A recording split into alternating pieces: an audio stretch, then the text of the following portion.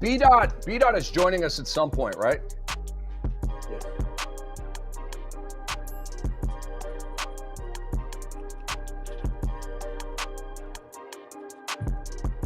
Boom, boom, boom, boom.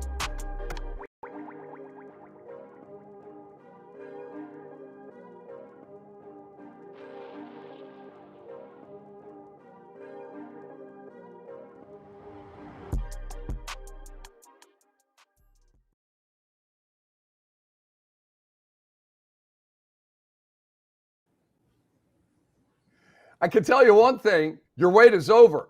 We are on. It's Beyond the Surface, the X-Rated Sports Network. It is Rick Kamla. To my right, it is Dwight Walton, Canadian basketball legend. Right up on top right there, the peak of the pyramid. It is A.M. Pfeffer. He's a businessman. He's an author. He's an anchor holding it down in our L.A. studios. Fellas, we're going to welcome Dr. X, a.k.a. Dr. Phil McDonald, back in about an hour. Brandon Armstrong's going to be falling in at some point. And so, and then the fellas will be back together again. I want to start the show with a shout out to both AM and Dwight.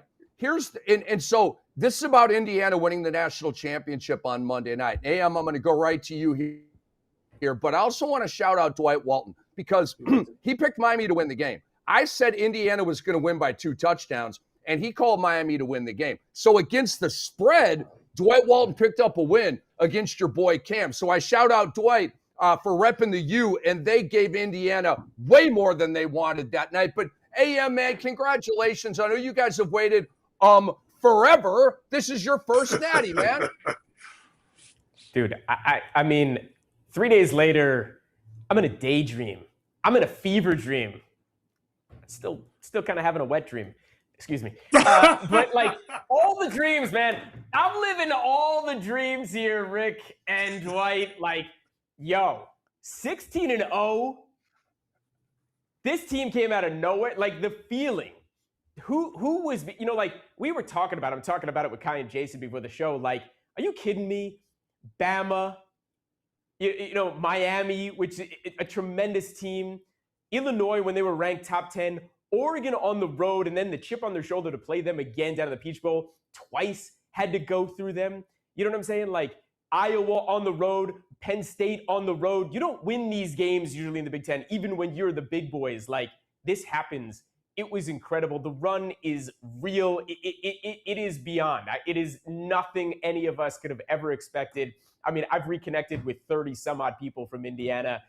On the text chains are just blown up. Like, the feeling is real. This is what you live for. Like, I'll never see a Jets Super Bowl. So, like, this is it, man. Midway through my life, hopefully, knock on wood, like, I'm midway through my life. Like, this is good enough for me. If this is what I got in my life the one time, I'll never forget 2025. What's up, B-Dot? What's going on, Dot? How you doing, fellas? How you doing? Hey, so Brandon. Go ahead, Dwight. Hold on. So AM, congratulations. Like Thanks. Rick said, in forever. So congrats on that. But I want to ask the question to the entire panel here. Indiana football. First of all, coaching matters. Let's get that out the way. Kirk Cincinnati has changed. If people think coaching don't matter, it matters. Secondly, to your point about the schedule, AM, and to go 16-0, the first program in college football history to do so, obviously going undefeated. Can we call this Indiana football team the best ever? Considering the times that we live in, NIL has sort of evened out the playing field. Remember, when Alabama was dominating, when Miami was dominating, Nebraska was dominating, those were the blue blood programs, if you will, around the country. And you sort of knew going into the season, and Notre Dame, of course, that those teams were going to be in contention for the national championship. But Indiana, seemingly overnight, out of nowhere, has come back, has won a national championship while going 16-0 and playing in the Big Ten, arguably top 2 conference in the country. Well, how would you describe this season? Best ever in the conversation of best ever, or a luck of the draw, Signetti hit lightning in a bottle? Whatever question we want to ask, how would you guys view this season for the Indiana Hoosiers football program? Let me tee it up first here, and I'll keep it kind of brief. And I love the question, Dwight. To me, the best college football team ever is the 2001 Miami Hurricanes. I mean, you're talking about Hall of Famer on Hall of Famer on Hall of Famer. That roster produced 38 NFL draft picks, 11 going in the first round. They were 12-0. They beat Nebraska in the Rose Bowl for the Natty. They won their games by an average of 33.2 points per game. So to me, that's the best college football team of all time. And I'm going to go to B-Dot here. But what I will say, Dwight, where I will meet you is I believe these Indiana Hoosiers are the best story in the history of college football. You know what I'm saying? Are they the best assemblage of talent and best team? And I can't go there. They're one of but they are, in my opinion, the best story in the history of college football. A grand total of 0 people, including Signetti, thought they were going to win the chip before the year. He would say that he thought they were going to win the chip. I mean, look, they won double-digit games last year. They were going to be very, very good. But come on, man, to win 16 straight games, all the big boys that they beat, it's the greatest story in college football history. So I will give you that, Dwight. P-Dot, Dwight's asking, is this the best team in college football history? I mean, you got to be one of them. It's hard to get lucky 16 times in a row, especially in a national championship game, and you going against different teams in different conferences. It's not like it used to be. You playing these one teams over and over again. Alabama being these same SEC teams that they played and end up having to play, whoever out of conference team in that national championship game. So definitely, yeah, you got to give it to them. They definitely got to be top 10, man, especially in this day and age with the NIL. When it's hard to keep players, it's hard to be consistent, it's hard to, coach players because they make more money than the coaches, the main key players. So, with all said and done and with everything that's, being around it and it's coming with it, they got to be top 10. They got to be top 10 in my opinion. You got to give it to them. You got to show them some love, man. Because like you said, no one, not even a coach, not even anybody in Indiana thought they was going to win the national championship this year. I bet that on anybody. It's probably about 4 people in Indiana that did. They probably got Indiana tatted on their body somewhere that said we was gonna win it this year, and they're probably a millionaire if they put some money on it. So with all in all, they top 10 team ever to play. Only team to go 16-0. You got to give them to them. Got to show them some love. Got to give them some credit. I just thought of the one guy who I believe thought they were going to win before the season started, and it's Alan Henderson, former IU basketball player. Just a random shout out to Alan Henderson. AM Pfeffer, best college football team ever. Okay, let's put this into perspective. There are some in history. There are some Tom Osborne teams in Nebraska that I would put over this team as the best college football team ever. Rick, I love your call. Probably 2001 Miami Hurricanes are the best college team in football history, but there's actually like a time frame for the Gators when Tebow took over late as a freshman between 2006, 2008. That like Florida run, that like 2.5-year span is the best in college football history. But this is the best season of college football for any team ever. I don't care. That's not a homer statement, okay? The college football playoff is relatively new, but these other teams did not have to go and play 3-4 teams like they did in a row. It went to Indianapolis and beat Ohio State in the Big Ten championship game. Flew out to Los Angeles and beat the great Alabama at the Rose Bowl. Flew down to Georgia and beat the chip on their shoulder Oregon Ducks for the second time and waxed their ass at the Peach Bowl in Georgia. Then had to go to Miami and beat Miami in Miami. 16-0. You know how hard that is? It's insane. It's ridiculous. It's the greatest season in college football of all time, hands down. I love all this hyperbole. Dwight, how about you? Are you ready to put your flag in that mountain that this is the best college football team of all time? Rick, I'm just going to piggyback off of what you said, man. You cannot go against that 2001 Miami, University of Miami roster to put 38 players in the National Football League. First of all, the target's on your back. you know the talent that you have on your roster, and then to go through their season and to ultimately win the championship. Whether we believe or not that the schedule was relatively easy, I can't sit here and recall their exact schedule. But what I tell people, you're expected to win. I think that's the most difficult thing to accomplish. Whether we believe the schedule is easy, whether we believe that the roster is heavily in their favor, it doesn't matter. When there's a target on your back and you're expected to win, and then you come through as dominant as they were, the 2001 University of Miami Hurricanes, that's the best team of all time. No question about it. But what we just saw with the Indiana Hoosiers, to win 16 games in this new playoff format, I think we have to understand and to give it respect. This is the most difficult season in college football history. 16 games, fellas. Now we're talking about playoffs as well. Again, you guys know how I feel about the playoff format right now. Again, I am disrespecting the Group 5, the G5 schools. I get it. I'm not going to apologize for that. I want to see the best 12 teams play for the national championship.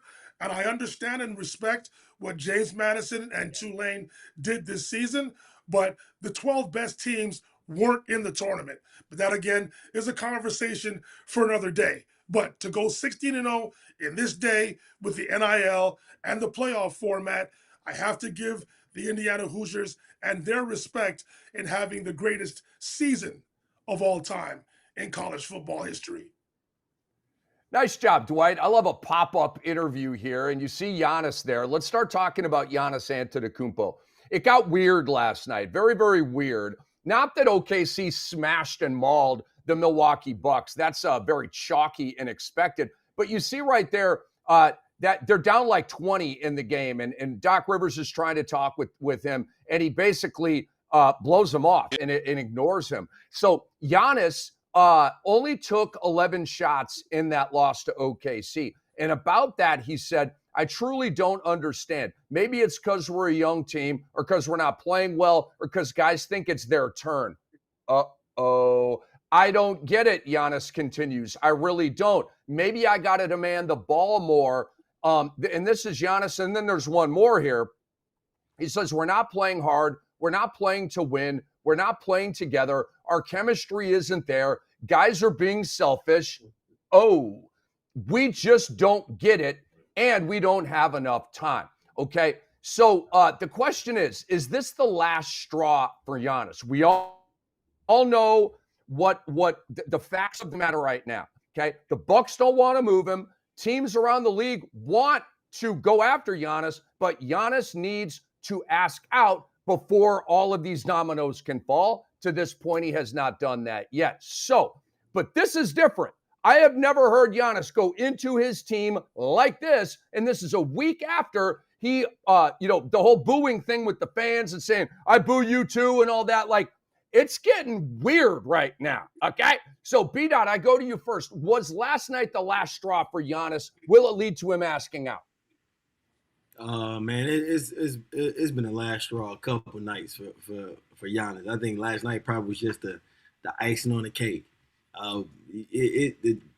Look at the roster, man. Look who he's playing with. It's crazy that he's saying, certain guys are being selfish when he doesn't have not another all-star on his roster. Yeah, especially that starting five. Like the only experienced player you got in that starting five is Kyle Kuzma. Gary Harris, he's been in the league for a while, but not much success. Kyle hasn't really been successful since leaving that Lakers stint. So I can understand Giannis' frustration. Outside of Bobby Portis, it's like you got two of your power forwards. They both lead the team in assists. Ryan Rollins had 7, but when Bobby Portis and Giannis is your main people that's leading the team with 7+ assists, something ain't right over there. You feel me? So yeah, I think he's had enough. Granted it was OKC. Shea did give him 40, but that just made it that much worse. So yeah, man, Giannis, they got to trade him. They got to trade him. They have to. They want to get something back. If you want to lose him in free agency and don't get anything at all, that's on you, Milwaukee. You got to trade him. You got to get rid of him. He clearly wants to go. He doesn't want to say it because he doesn't want to be that guy, but he's hinting and letting you guys know, all right, get me the hell up out of here. So with all said and done, man, yeah, Giannis is a wrap for him. He got to leave. I don't know if he can go another 40 games of the second half of the season through this, unless he just sit out. And I doubt him sitting out because of his competitiveness. But at the end of the day, we got to get Giannis a new atmosphere. I don't like sad Giannis. I don't like mad Giannis. I don't like confused Giannis. Trade him, get something back. Get something good back, Milwaukee. Get something good. Hey, B-Dot, I got to ask you a question about your Instagram post, dude. You hit the three. You thought you were fouled. You looked at the ref and you said, call that bleep. And that was not like the whining of Luka, right? It looked like you did get fouled. Did that plea to the ref work? Did you start getting calls after that? By the way, our guy was out there getting buckets like logo threes, and I'm not surprised, but it was cool to see, dude. Man, the ref, that's what the dude that was reffing, that's my good friend, that's my good homie. So afterwards, I had to let him know, like, man, I wasn't serious. I was serious, but I wasn't mad because the dude reached in and grabbed my arm, and he even laughed after with the dude because I went to apologize to the dude because I didn't want him to think that, hey, I was like talking junk to him.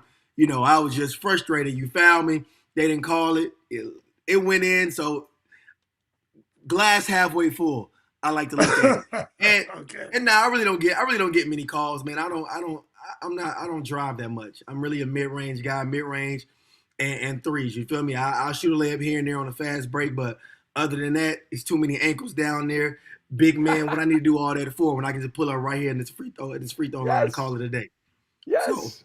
So yes. Yeah. I get a lot of my calls with my flop threes. I loved it, dude. I loved it. Give him a 4-point play next time. The Jamal Crawford, the king of the 4-point play. All right, AM Pfeffer, I'm going to you next here. Was that the last straw for Giannis last night? I don't know if there were straws previously, if that was the last straw, but I have to say, I am so distraught that we have come to this place. I'm so distraught that any of this is on Giannis Antetokounmpo. It is a sad state of affairs that we are all like waiting for him to ask out. Like this guy has to ask out. Like we are in this world of player empowerment at this point where Giannis Antetokounmpo has to be the one to ask out. This is ridiculous. This is a guy who's given a decade of his life, blood, sweat, and tears to this city, to this team, and brought them a championship. And now he's even like thought of it. He shouldn't have to face anybody, boo anybody, answer any questions. Nothing. Milwaukee, what the hell are you doing? We've spoken about this a number of times. He gave you a window of time when he went down with that phantom injury back in December before the trade deadline, or before December 15th hit, so you can otherwise start preparing for this and moving off and getting something back in return. So he doesn't necessarily have to be the bad guy, quote unquote, asking out through the media or other channels. What are all of you doing? This team is going nowhere. You've made mistake after mistake after mistake trying to build around him and bring yourself another championship. Didn't work. Get whatever you can for him now. He knows that's what you need to do. You know that's what you need to do. Why are guys like me having to get on camera and even scream at the TV like I am right now? None of this. I don't like talking about Giannis Antetokounmpo. He's done nothing but like actually be a gentleman about all of this through all of this. This is ridiculous. Milwaukee, the Bucks, you look like idiots. Yes, they do. AM Pfeffer outraged early in Beyond the Surface on the X-Rated Sports Network. Dwight Walton, was that the last straw for Giannis?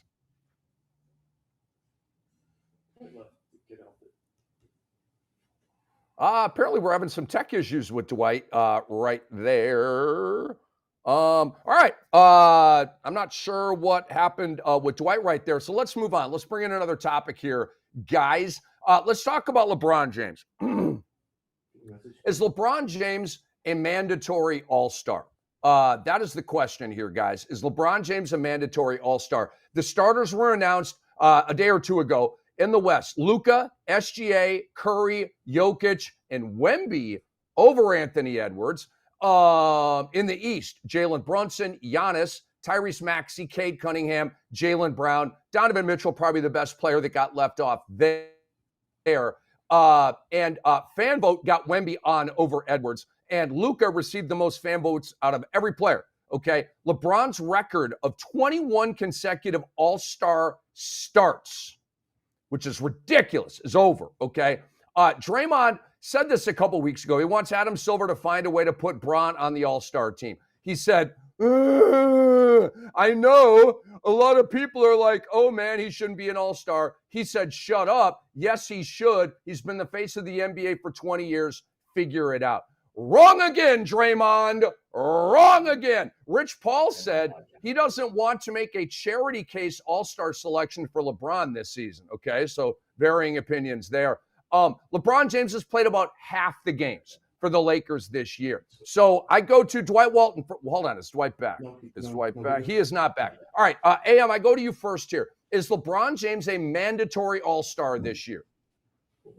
No, he's not a mandatory All-Star. He played half the games. He's not living up to the billing of being a starter, let alone potentially being on the roster. So no. However, I do want to say this. I do think there's something to be said about this notion of an honorary All-Star, because I want to go a little bit deeper on the All-Star game for a second. And this idea of picking, I think we're all so up in arms year after year about what, trying to figure out some competitive nature to the All-Star game or what it's supposed to be. I've never cared about any of that. I expect the game to be 153 to 159 at this point. And you're just watching this weekend for the three-point shooting and the dunk contest and halftime shows and getting 40 stars together, on each side of the aisle and just clowning around and having a good time and the three ball and promoting the WNBA. That's what the weekend should be all about. It has nothing to do with the game itself. And I don't believe in anyone in putting an all-star MVP on their, putting that as a badge on their chest. None of that matters. This is the all-star game. Only in Major League Baseball, in the four major sports, can you actually look and say it kind of matters and these guys can go out and kind of give it their all. The other three sports, they shouldn't be giving it their all. I don't believe in that. And as far as LeBron is concerned, no, he doesn't deserve to be a starter on the All-Star team, let alone be on the All-Star team this year. But I do like this idea of honorary All-Star, one from each side as stars age. And this is a star-driven league. And I think all of us need to understand and admit that way more than the other three professional sports. The NBA is predicated on stars. That is how they're marketed across the country, across the world. So it's not a terrible idea to have an honorary All-Star, and LeBron would fit the bill this year. So, B-Dot, is LeBron James a mandatory All-Star for you? He's still putting up All-Star numbers, okay? But like I said, played about half the games. Do you believe that LeBron James is a mandatory All-Star? Not mandatory, and even honorable, honorary, however y'all want to say it. If he's not about to retire after this year, he don't need to be no honorary All-Star. You feel me? If he ain't played it, and LeBron my dog, man, but if he ain't played the bulk of the games, you're not putting up those numbers that's better than somebody else that should take your spot, then for what? Yeah, it's in LA. It's an easy commute for you. You're not tripping. You wasn't there last year. Well, you ain't played last year. You ain't gonna care about it this year with everything going on. So I don't think so. Even with Austin Reeves, man, Austin Reeves has missed a lot of games, and then the games he has played with LeBron, he hasn't put those All-Star numbers up. So do the Lakers even really have two All-Stars? I don't think so. I think it's just Luka at this point. But other than, going back to LeBron, nah. No mandatory All-Star. And like I said, if it's honorary, and it should be an honorary retirement. You should be about to retire. Ain't no honorary All-Stars. Nah, not if you about to play next season, the season after that, and you ain't put up those numbers. Because it's somebody that deserved that. That Anthony Edwards, he need to be in the starting lineup somewhere. I love Steph Curry too, but I think Ant-Man done played more games than Steph, and their team got a better record. So yeah, Ant got to be in that starting, and Donovan Mitchell too. We man, oh my goodness, I don't want to talk about it. I don't even want to talk about it. Look, ain't no mandatory for LeBron. I love you, I love you, LeBron James, but nah, if you put up 50 these next couple games, then yeah, we can go to slide you up in there, pause. But other than that, Nah, man. Go ahead and kick it at the crib. Go ahead and enjoy All-Star Weekend. You already said you got your alternates, even if you don't make it or not. So, nah, we not about to charity case LeBron for an All-Star spot. Simple as that. It's earned, not a given. All right, Dwight, super glad to have you back. I'm going to get you rolling here. I'm going to circle back to the Giannis topic when we conclude this one, and you'll get the last word on the Giannis last straw thing. The question now, Dwight, is, Draymond said recently, Adam Silver, make it happen. Get LeBron to the All-Star game, to which, of course, I rolled about 27 times. And you had Rich Paul saying he doesn't want a charity case selection for the All-Star for LeBron. So varying opinions there. What says you? Is LeBron a mandatory All-Star this year? Well, as the resident LeBron James advocate, even I will say that LeBron James should not be in the All-Star game this season. And I'll tell you why. I think LeBron, whether he's an honorary All-Star or for whatever reason you want to bring him back to the All-Star game for a 22nd time, that will be the talk of All-Star Weekend rather than the proper conversation being around the current stars that are at the game in itself. This All-Star Weekend has the potential to be one of the best weekends simply because of the collection of the three teams that are going to be participating in this event. I am very much looking forward to this world versus the USA concept, especially after what we saw the National Hockey League do in regards to having their Four Nations Cup last season, which is, I think, what was the reason why we saw Adam Silver go in this direction. So LeBron James is putting up tremendous numbers. Yes, he is 41 years old. Yes, the Lakers are in the playoffs right now. However, I don't want him to be on an all-star team at the sacrifice of somebody else that is more deserving, especially coming off of what he did last season by announcing on the day before the game that he was not going to play in the All-Star game when that spot could have gone to Norman Powell, who was very much deserving to be an All-Star last season. So if you want to say this is karma coming back to LeBron, first of all, the fans have spoken by saying, you know what, you don't deserve to be a starter, and we're going to put the onus on the coaches and the NBA to see if you guys have the cojones to put LeBron James in a game at the sacrifice of another player who is more deserving. So as much as I am a LeBron James advocate, even I will have to admit that he does not deserve to be an all-star this season. Now, if he had announced that he was going through a retirement tour, that's a whole different conversation. But if you watch LeBron James play, does he look close, remotely close to wanting to retire? The only reason he may retire is because he's going to ask for $50 million from whatever team he plays for next season, and they're not going to give it to him because that's just going to handicap whatever team he plays for in terms of the salary cap situation. So I think LeBron James is going to play next season. I think his ego is too big. I think he wants to have a retirement tour. Then we could discuss an honorary all-star spot for him in the all-star game. But this year, he is not deserving. He is not retiring as far as I'm concerned. Give the spot to somebody else that is much more deserving. Not more deserving, but much more deserving. All right, Dwight, I love it. I basically agree with you guys, and I'll wrap this up. And Dwight, then I'm going to go back to you for the Giannis wrap-up take. First of all, there's no such thing as a mandatory All-Star. There's no such thing. Okay, unless you have announced it's your final season with a farewell tour, then I believe, like Adam Silver did that year with Dwayne Wade and Dirk Nowitzki when they went out together, they were honorary All-Stars that year. I thought that was dope. I thought that was a great idea. So next year, if Bron says, yep, this is it, guys, I'm out, I'm hanging him up after this year, farewell tour, a la Dr. J, a la Kareem, a la Kobe, all these guys, right? And it's going to be great. But LeBron has not made that announcement, okay, which tells me he's coming back next season. Dwight, I completely agree with you. He does need a victory lap around the league, and the league needs a victory lap from LeBron James, okay? It's going to be phenomenal theater.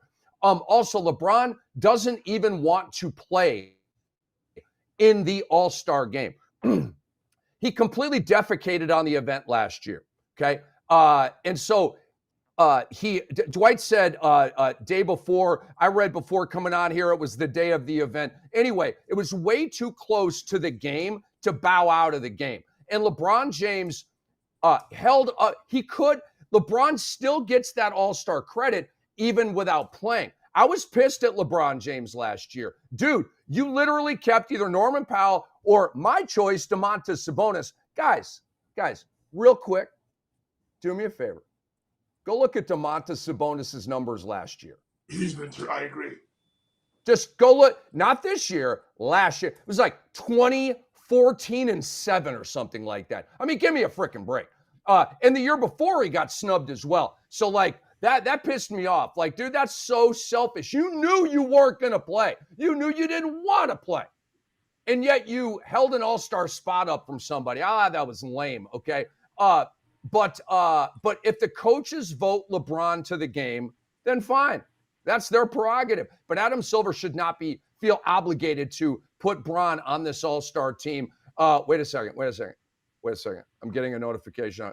Draymond just texted Adam Silver again to try to get him to put Bron on the All-Star game. Draymond, stop it. Don't you have a game to prepare for? Your team sucks. All right, jokes aside.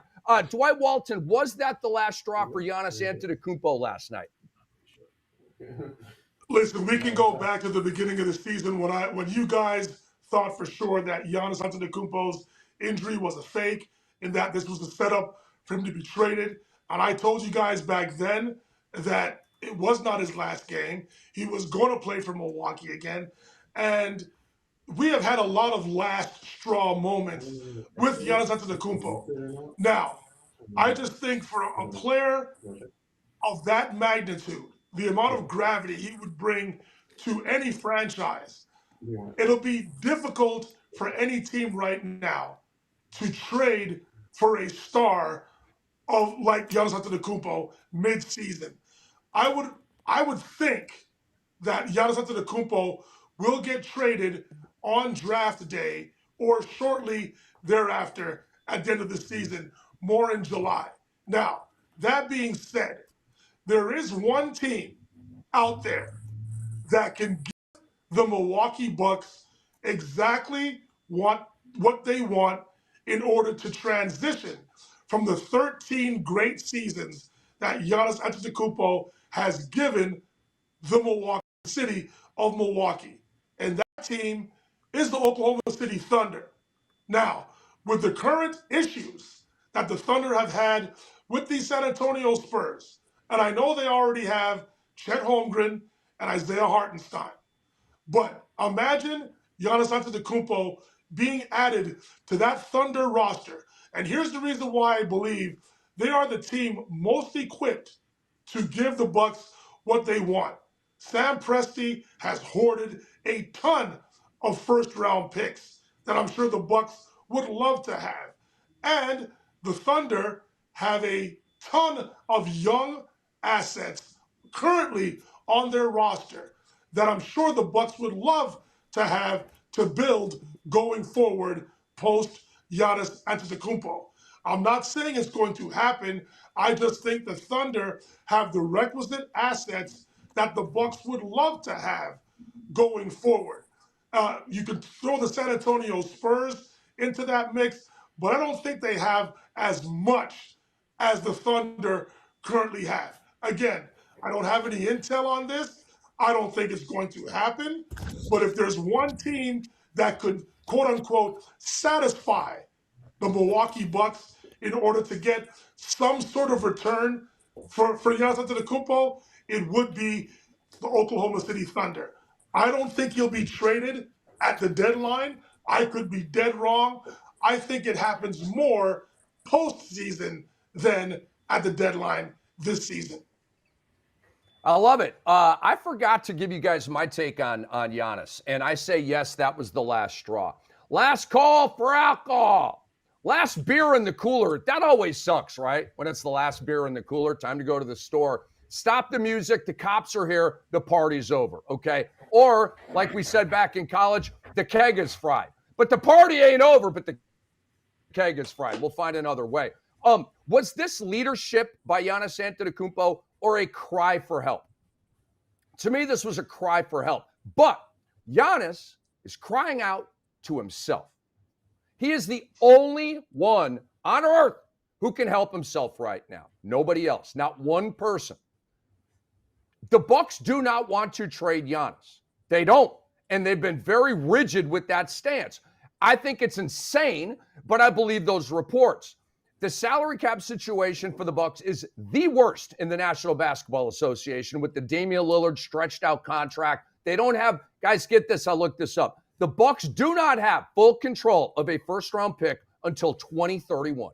They've got swaps and another team gets the best of the two picks and all that kind of stuff. So they have some first-round picks, but they're not good. You know what I'm saying? So you can't really move those. Teams don't really want those. Oh, wait, so New Orleans has their pick, but well, then they're going to go high and we're going to go low. No, I don't want your stupid little pick. Many teams around the league are reportedly holding off on making other moves, waiting for Giannis to ring the bell. I saw it. Gilbert Arenas said, will somebody make a damn trade? It's all hung up, great Gilbert Arenas, because of Giannis, okay? Teams are like, please, for the love of God, ask out, okay? But they can't do anything until he asks out. I've been saying it all season, and here it is one more time. Giannis, I need you to come on over here and listen up. Giannis, man up. Put the black hat on, bro. Be a bad guy for 5 minutes. That's all you got to do. And ask out of Milwaukee. Guess what? Kevin Garnett eventually left Minnesota. Damian Lillard eventually left Portland. You are in the exact same spot they are in right now. You need to bleep or get off the pot, okay? And you need to ask out, Giannis. If you're going to slam every guy on your team, if you're going to ignore your coach, your team is not even a play-in tournament team. Dude, what are you waiting for? Literally, the entire league is going to give you a standing ovation if we get a Shams bomb that Giannis has asked for a trade from the Milwaukee Bucks. A standing O. And guess what, Giannis? The boos that you hear at Fiserv Forum will turn to cheers on local sports talk radio in Milwaukee because I know they want you out of town and I know they're ready for the tank. It's not that you suck or they don't like you or appreciate you, but they're ready to turn the page. You should be too. All right, guys, let's move on here and talk about what Wemby said about the All-Star game. And I love this. Wemby said, I want to push the great players of this sport to play in the All-Star game just as hard as I will. We'll see how it goes, but if they don't play hard, I'll do it without them. AM Pfeffer, you first on this question. Will Wemby inspire a competitive All-Star game?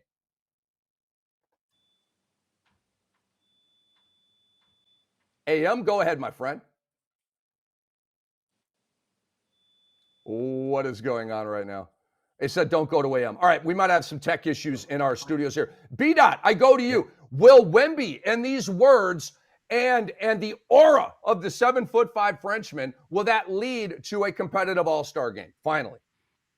I don't know from an American standpoint. Americans, they seem to be too cool to take anything All-Star serious.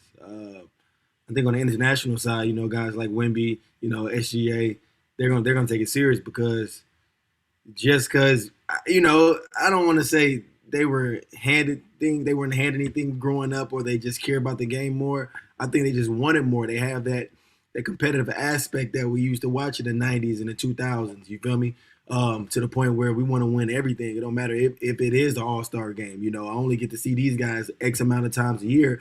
I only get one chance to play with these great players, these great international players that we've built up in this league to the point that we're taking over. We're becoming the face of the league. So I think the international players are going to play harder and want to play harder because they want to prove to the Americans and to the world in general that, yeah, America isn't the basketball mecca anymore. We're coming and we're going to prove to you guys that we're here. Whether if they want to play serious or not, me being this 7'5" demigod from France, I'm about to put up 30.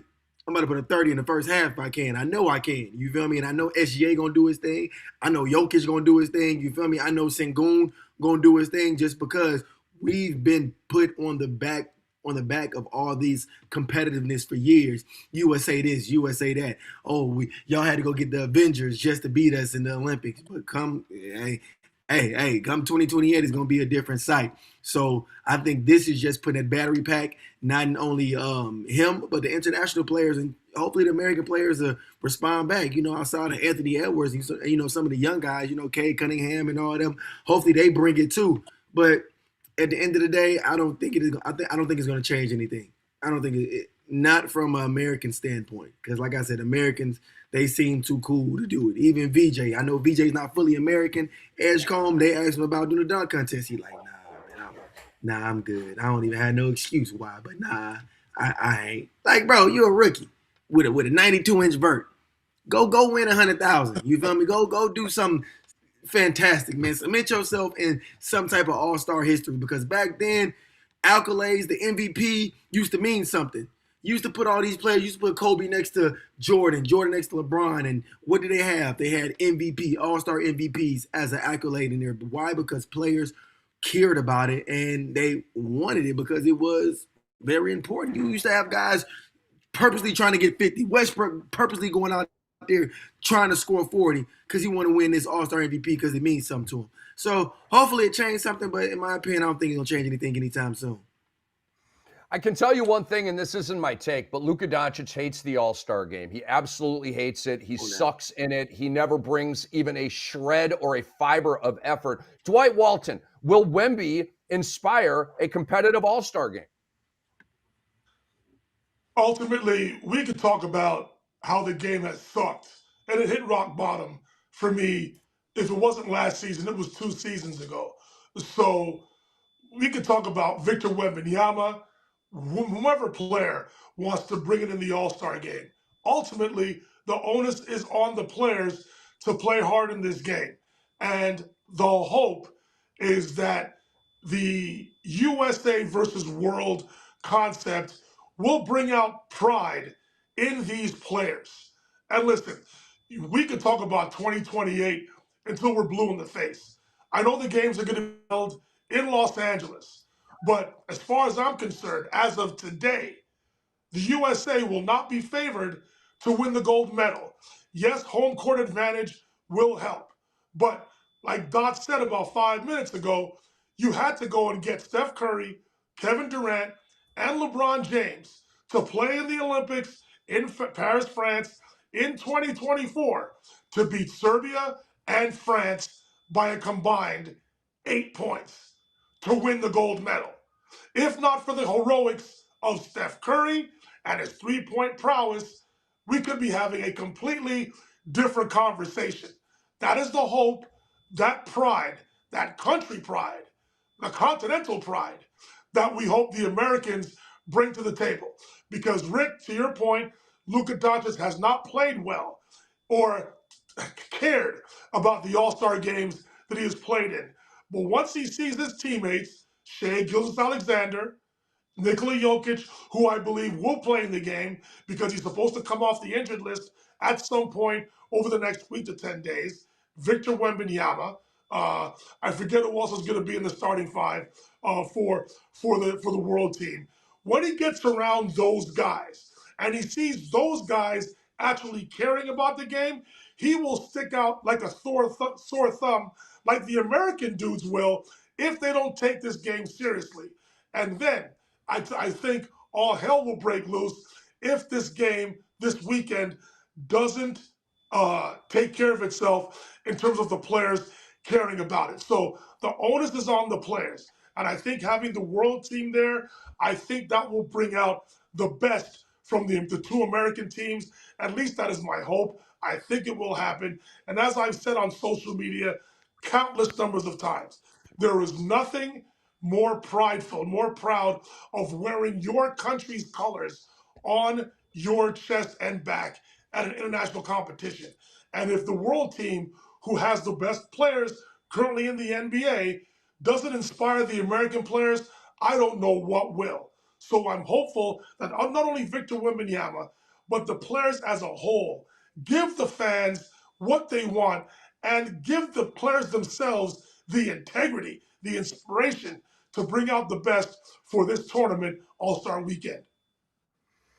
So obviously, if we have any hope of LeBron or of Luka Doncic bringing any effort in the All-Star game, Michael Finley is going to need to be his chaperone to take the beer away. But I don't think that's, Michael's with Dallas and Luka's with LA. I want to welcome back. We want to welcome back. The world wants to welcome back the great Dr. X. Dr. Phil McDonald is back, baby, at long last. He's been traveling. He's been gigging. He's one of the top sports medicine radiologists in America. The guy's busy. He's got stuff going on. So, Doc, first of all, great to see you, man. How are you, my friend? I appreciate it, man. I'm doing great, It's been a long journey, long couple weeks, but it's been fun. Got a little tan as well, so can't complain. I was wondering if you were working on that tan, Doc. I was wondering. You're looking good and smooth out there. Love you, cuz. Love you, cuz. Nice to have you back. Love you. You too, man. You better stop talking about noodles, man.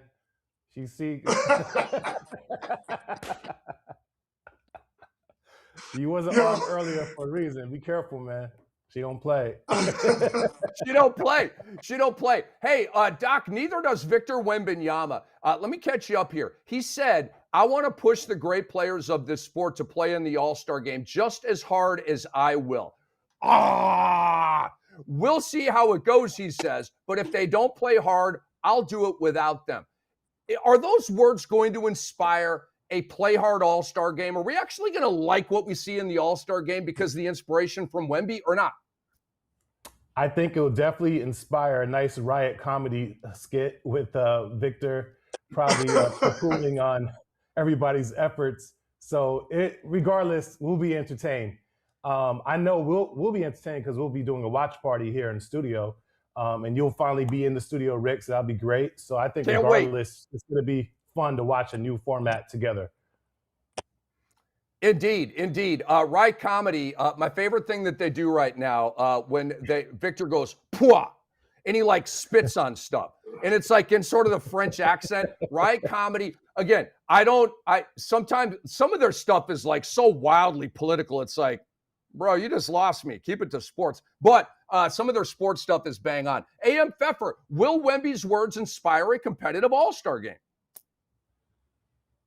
A more competitive All-Star game than we've been getting, yes, there's going to be some inspiration to do that. But like I said in the last segment, I'm not as concerned about it. I understand as a fan, if you guys are, or anyone else who's a fan of the NBA who needs to feel like there's this competitive All-Star game happening. I don't personally. This to me is still about the stars. Show up, have a good time, have a 160 to 158 game, the world versus you, whatever it is. I mean, however you want to position this to make it as exciting as necessary. To me, the game is important. I just love watching everybody show up. I love the weekend itself. To me, that's what's cool about this. But sure, I think what Wembanyama said is going to spark even a little bit of a spark is enough to ignite something that you've watched anything in the last 10 years. There are no competitive All-Star games. So if this makes it a bit more competitive, or if he's playing competitively, okay, you at least get that.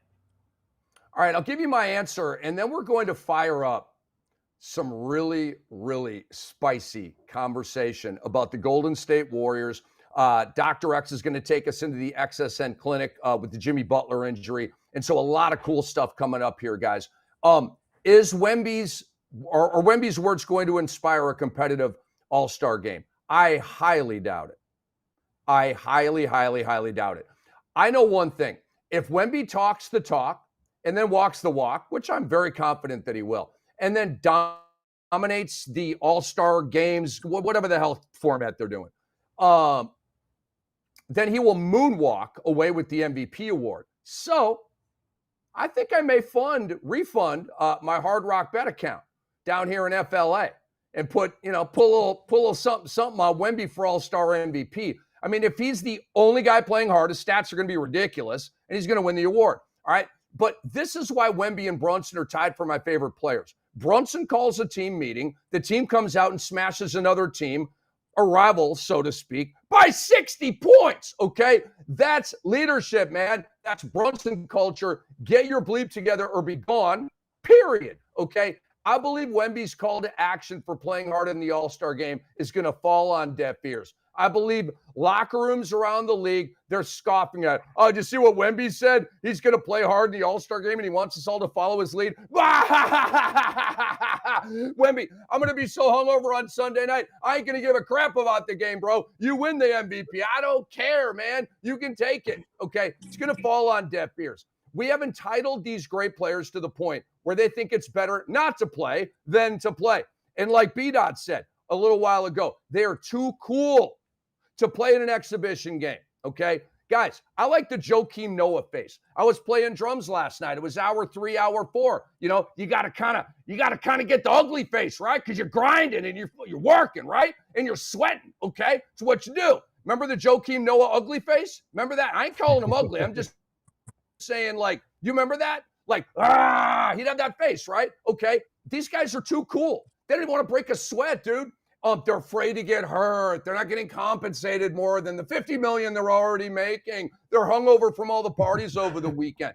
Okay. I think all of that sucks. I remember Rolando Blackman screaming at that little basketball to go in the hoop late in that game, in that overtime All-Star game, that classic, like 88 or whatever year that was. Okay. This is a super sore subject to me. I believe it will be more of same. I think we're going to be complaining about effort on the at our watch party, Doc, for All-Star Sunday night. I hope I'm wrong about that, but I fear that's going to be the deal. All right, Doc, let's enter the XSN studio. Let me give you some factoids here, and I'm going to fire you up. Mike Dunleavy told reporters Tuesday night there are no plans to move Jimmy Butler's contract before the February 5th deadline, despite Butler's torn right ACL. If this is smacking as like arrogance to you, that's exactly the emotion you should be feeling. He said, I don't envision that. Now that you brought it up, I'd say my vision for Butler is to give us a boost next year the same way he did last year when he arrived. The question by the reporter and then the quote by Dunleavy is, let me provide a clue for the clueless and headless Warriors. No one wants Jimmy Butler. It is not your decision. Okay, even if you wanted to trade Butler and held a fire sale at 50 cents on the dollar, nobody is trading for him. You are stuck with him, okay? Who wants to pay Jimmy Butler $56.8 million next year to rehab and maybe return by midseason? And Doc's going to help us out with that. The answer is no one, okay? The Warriors are team arrogance. They think they're so much better than they are. I get the dynasty thing, but that's ancient history, bro. It's in the books. It doesn't matter right now in this moment. It's about who you are now, and you suck right now, and you still think you rock. That is the definition of arrogance. So, Doc, Jimmy Butler is 36 as we go into the XSN clinic. If he takes next year off, it's January here, right? So it's unlikely but possible if he wants to play the Kawhi Leonard card. Then Butler would return for his age 38 season, Doc, without a contract. Jimmy's on the books this year at 54, next year at 56.8, then a UFA. And if he returns in January of 2027, 1 year out from now, which I think is realistic, what state will the Warriors be in? Will they want to trade him? Will they be tanking at that point? He'll have an expiring contract. So, Doc, this is a delicious merging of injury, medicine, and the business of sports. Break it down for us. Yeah, Rick, there's a lot of layers here. First off, you have the age of Jimmy Butler, who's never had like a major injury like this, I believe. So now you're looking at the timing of everything. I think the timing works in their favor. If you just fast forward, you say this year is shot, and next year, you know, maybe they start ramping him up around mid-January for MLK Day, probably makes his first appearance. And then, you know, by All-Star weekend, it's almost like a mini training camp for them. And then the next thing you know, he's back right, you know, mid to end of February, right? And so I think that would be enough for the Warriors. But what the Warriors need to be doing right now is trying to get some value for Jonathan Kuminga. And they could probably do that with, as I said from before, try to get Giannis from over there right now. Now, I'm not sure how possible that is. Maybe you get like another team involved, maybe something to that extent. But if they could build some culture of what they, you know, is not looking good right now, but if they get a player like Giannis and some other assets that would be incredible because now Jimmy Butler comes in and he's the third best player. You get what I'm saying? And you know how Jimmy plays. Like he likes to play off of other people's greatness. He's good in that position. So I would feel like they'd be a strong team and going into the next, into next year, and then becomes an unrestricted free agent. And then we'll see how well he does. It's almost like with football. You kind of got to give it a wash. I know that's for like running backs, things of that nature. But the second year when he's an unrestricted free agent, he can help a team, I think, get over the hump. That might even be the New York Knicks at that point. You need a tough player like a Jimmy Butler or any team that's close. It could be the Oklahoma City Thunder. We don't know. But I think ultimately, yes, a player his age is going to take like 12 months for him to get back. And but if he falls into the right position, I think if the Golden State Warriors if they create a situation where it'd be easy for him just to move right in, then you're looking at a very good comeback for Jimmy Butler next year. Okay, and we're going to downshift into our next question here, Doc, and take as long as you want here, or you can make it brief. So are you betting on a Butler comeback? You sound like you feel pretty confident that Jimmy's going to come back and be a reasonable facsimile of who he is right now. Is that correct? Yeah, absolutely. I mean, the ACL injury, once he gets back, the way Jimmy Butler plays, he's very calculated with his movements. He's not going to need to be super explosive. He's just got to hit clutch shots. He gets to the free throw line because he knows how to manipulate the defense. That's not going to change. I think he'll be fine. And as I said before, he's not going to be the number one option. Steph Curry is. The system is. And then, he could play in that system easily. So it's really who's going to be the number two? It shouldn't be Jimmy Butler. So I feel like the Warriors' job right now is to get that number two player on their roster. If they have to use Jonathan Kuminga, some picks, add a third team, add a fourth team, whatever it is, do that before, All-Star weekend of next year, which could, All-Star, the trade deadline is always before All-Star weekend nowadays. So that's the way it's going to be going forward. Strong takes, my friend. Man, it's good to have you back. And by the way, Doc, I know you're chomping at the bit to talk and or complain about your Knicks, and that's right around the corner. Okay, let's keep it in our LA studios here. AM Pfeffer, are you betting on a Jimmy Butler comeback? I'm nowhere near as optimistic as my friend Dr. X over here, but I defer to him in understanding and knowing the obvious repercussions of the ACL, the age of Jimmy Butler, the way that he moves. I question not in that respect. But this is not Jokic hyperextending his knee and back in 4 to 6 weeks and then making a difference after a rehab stint. I mean, Jimmy Butler tore his ACL at 37 plus years old, right? He's not 22. He's not 27 years old. This is a guy who's got to go through a full 12-month rehab and want to get back on the court. And when he gets back on the court, want to take a reduced role and become a shooter in something different. Who knows if Steve Kerr is even there next year? Steph Curry's a year older. This team is totally in flux at this point. I have no idea if he's coming back. I don't think he should come back. Why not just retire into the sunset? He's had a great career. This is good enough, but I don't know the mindset of Jimmy Butler. Maybe he wants to continue playing for the Golden State Warriors. Maybe Steve Kerr stays. Maybe he wants to go back and play in Miami again. No, probably not. We all know what happened with Pat Riley. But maybe he wants to play for another team and become a different guy. I have no idea. But this is not some little road back. This is not him shooting around even this spring or this summer. Like, you're not going to see him potentially until next year's All-Star game or come in for the second half of the year for the Golden State Warriors or some other team.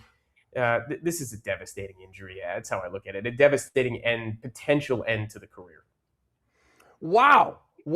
Two men, both incredibly bright, in our LA studios. One, glass half full on Jimmy Butler. The other, harsh. All right, let's go to B-Dot right now. B-Dot, are you betting on a comeback from Jimmy Butler? Oh, yeah, man. Jimmy ain't going nowhere, man. Especially he's still getting paid. They still love coffee up there in San Fran. He still got his side hustle. Yeah. Jimmy ain't going nowhere no time soon, man. Jimmy's someone that always likes to, beat the odds, especially when his back's against the wall or people are doubting him. Yeah, Jimmy Butler will be fine. Like Doc said, he'll be back, near All-Star weekend, February of next year. And, I expect him to be, nothing crazy, nothing diminishing. Jimmy going to be Jimmy. When you need Jimmy, he's going to come through for you. And I love that third. I love getting that second start. You feel me?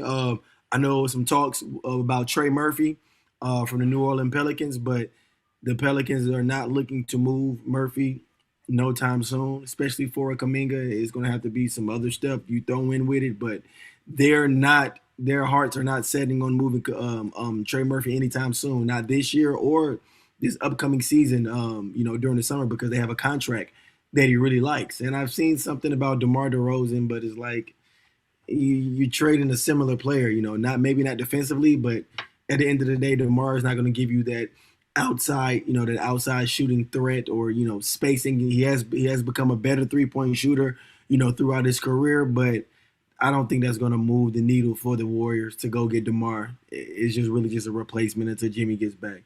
But keeping it on Jimmy, I think he'll be fine, and I think he'll come back, I don't want to say better than ever, but he'll come back Jimmy Butler, and that's all you can really ask for.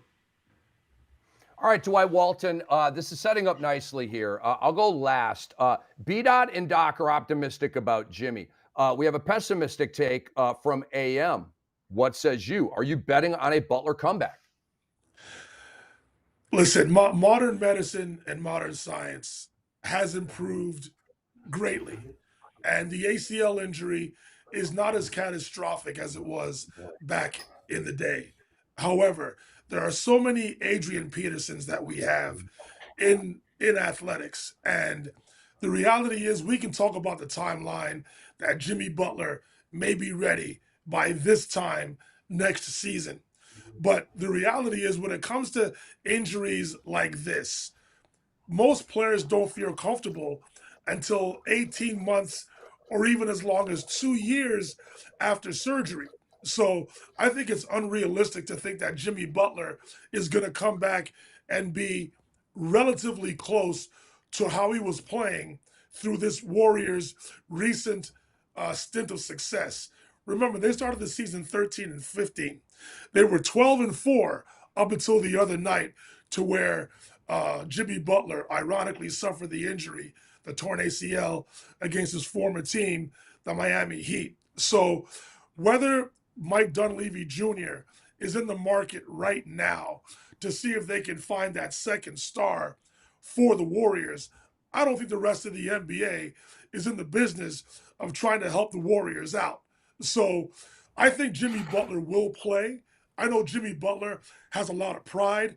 I know Jimmy Butler has the mental capacity to come back from this as strong as ever. But at the end of the day, the human body is the human body. And how it reacts is different for every athlete. I understand that. But we're asking a lot of Jimmy Butler to come back over the next 9 to 12 months and to be basically a plug and play for the Golden State Warriors, for a team where Steph Curry, for as well-conditioned an athlete as he is that we have in the NBA and around the world, quite frankly, he's going to be a year older. So Jimmy Butler will come back. I just don't know if we'll see the same Jimmy Butler at this time next season. Maybe in a couple of years, but not next season. Mike Dunleavy Jr. has a lot to do at this trade deadline. Let's see how he can get some requisite parts to help out Steph Curry and the Warriors to see if they can have some sort of success in these Western Conference playoffs this season. But it's going to be difficult because I don't think teams are going to be lining up to try to help them out to be successful for a playoff run. All right, so Dwight, I'm kind of with you on this. I'm not betting on a Jimmy Butler comeback. I'm not like quite as low as AM, certainly not as high on the comeback as Doc and B-Dot are. Do not cue the Rocky music. Da, da, da, da, da, da, da, da. Don't cue the Rocky music. There will be no championship comeback here. He's not knocking anybody out, okay? That's Draymond when he picks on little dudes like he always does because he's a fake tough guy. I'm sorry. All right. Jimmy Butler will be back, but he's going to be 37 if he returns mid-year next year. He'll be 38 without a contract if he takes next year up. I guarantee you that we see Jimmy Butler start to groom his retirement plan during his rehab, media, Hollywood, and all that kind of stuff. I wouldn't be surprised if he started his own podcast. I actually think that'd be a good move for you, Jimmy, in addition to your burgeoning coffee business. When he returns, Jimmy Butler's going to become the new Kawhi Leonard. Mr. Load Management, part deux. Okay. For the past several years, Jimmy Butler has been a 100% player. You got to be 100% to play. No, you don't. You can be 75% and play a hell of a basketball game. He doesn't rock that way, and I don't rock with those types of dudes, okay? If Butler was soft in his approach to his body during his prime years in Miami, Heat culture, Pat Riley, we kick ass and take names and snack on nails all day, every day. And Jimmy Butler wasn't complying with that plan. In the playoffs, he was, but in the regular season, he'd play 55 games, 59 games, 49 games, 62 games, missing a million games, okay? Drove me crazy. When he comes back off this ACL, that soft approach to his body is going to increase. I highly doubt he plays back-to-backs. There'll be many, many missed games. It's going to be questionable for every single game, just like LeBron James, Joel Embiid, and Paul George. I roll. The beginning of the end came with the divorce from Pat Riley, who in the end was right about what he said. And I said so on NBA radio back in the day. It's one of my favorite quotes of all time. And I'll paraphrase the quote. Pat Riley basically said, if you're not playing, then don't flex your arrogance and flex your mouth and trash talk other teams. If you're at home and they're still playing, doesn't make any sense, dude. So I'm not betting on a Jimmy Butler comeback. I think he will come back and be a guy, but not a star, not a near all-star. He's not going to be 25-5 like he's been his entire career. All right, let's talk about Steve Kerr a little bit here. I know you're eye-rolling me right now, like, oh my God, every show we talk about this guy. I can't help it. It's not me. I don't make this up. I don't make the news. I'm not a news maker. Okay. We are debaters. We are spinners. We are creatives out here. Okay. But once again, here we go. Logan Murdoch, who's a very reliable source, says this is the final year of Kerr's contract. And as of Wednesday, he has yet to sign a new deal. Though Kerr has been publicly mum about his future, multiple assistant coaches have been operating under the premise that he will not return next season, according to team sources, with some of them surveying the league to secure jobs next season. Dude, come on, man. Come on, man. The writing is on the wall. Dwight Walton, you're chuckling. I'll go to you first. Will Steve Kerr coach the Dubs next year? Question mark. This is very similar to Mike Tomlin, Rick. I think Steve is not going to come back next season. I think he's going to do a year of television. He's going to be in the media. That he was a pretty good analyst after his stint with the Phoenix Suns. I think he will do a good job. I think you can tell that Steve has come to his wits' end. I do understand that Coach Kerr and Steph Curry are joined at the hip. I don't know how many years Steph Curry has left on his contract, but I think I did say that I think Kerr will leave when Steph Curry leaves. However, that will mean the Warriors will have to sign him or extend him for at least one more season. Again, it's a very frustrating job being a coach right now in any professional sport in North America. And when you're constantly hearing stuff on social media, on mainstream media, whether you say you don't listen to it or not, it becomes very, very wearing on your psyche. It becomes very frustrating, very debilitating. And you can see Steve has aged quite a bit. He's always had the salty hair, but his face is now starting to show all the frustrations. And I just think for a year of peace, I believe Steve is leaning heavily towards not coming back with the Warriors, doing a year of television, maybe staying away from basketball altogether. But Steve is a lifer, man. Basketball is life for him. I think he'll remain involved in some way, shape, or form. But in terms of him coaching the Warriors next season, I'd be hard-pressed to believe that. So I'm leaning more that Coach Kerr will not be in the NBA next season. Very good take. I love the Mike Tomlin parallel, too. That was nicely done right there. So you see Dr. X, you see AM Pfeffer in our LA studios. Most or all of us are going to be out there for All-Star Week, and we're going to kick off the week with a Super Bowl watch party live here on the X-Rated Sports Network. And like Doc said, we'll have an all-star game watch party and all kinds of surprises. We're going to have all kinds of guests coming through. It's just going to be an extravaganza of fantastic conversation and entertainment here from the X-Rated Sports Network. And it's our gift to you because we love you out there. So let's go to our LA studios. Yeah. Dr. X, you first, man. What's the question here? Let me reset here. Steve Kerr. I just want to get the phrasing right. Will Steve Kerr coach the Dubs next year? As you guys were talking, I just remembered, I don't know if you guys remember, like a couple years ago, maybe like 5-7 years, there was a whole segment about Steve Kerr dealing with back pain issues, chronic back pain. And he was just kind of toughing it out. So we also got to give him some grace sometimes. You don't know what he's going through because during that time, he was really struggling with pain and he was still getting the job done. They were winning championships. And then that was like the underlying current of what he was going through in addition to all the success. So now that they're not having success, they're still likely having some chronic pain issues and management, getting older and then just dealing with all the riffraff. He's not doing Team USA anymore, and that was a whole thing as well.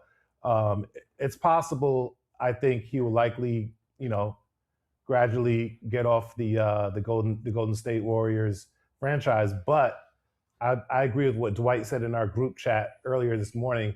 It's likely going to be heavily connected to Stephen Curry's tenure in the NBA. So once Stephen Curry retires, I could see that's when Steve Kerr will. And it might be where they kind of like give him 1-year deals, and then eventually he's like, GM only or president, whatever, basketball operations. I think he might get another job at Golden State and stay around in that capacity. Rather than be on the sidelines. And then he'll likely, once Steph Curry is gone, he'll likely leave at the same time. So, yeah, it's all based on Steph. You're on mute, Rick. Again, awesome take, Doc, because, I said, you may say, Steve Kerr runs the Warriors. I mean, he's running them into the ground. But he's running the Warriors. I love. He is. I love how everybody's like, "Oh, Mike Dunleavy Jr." Mike Dunleavy Jr. Okay, he's the Uber driver. He's the Uber Eats driver. Okay, he's getting Steve Kerr's dry cleaning. He's making phone calls for Steve Kerr. There's no way that Mike Dunleavy is calling the shots unilaterally with the Golden State Warriors. There's no way.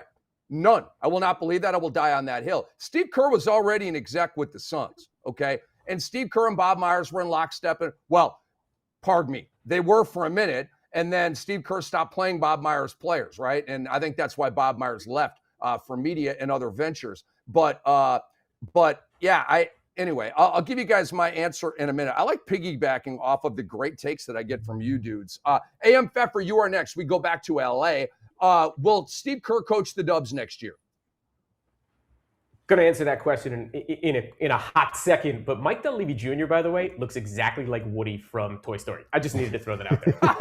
Maybe we could get a picture of him out there. Always thought that way. Is Steve Kerr going to coach the Warriors next year?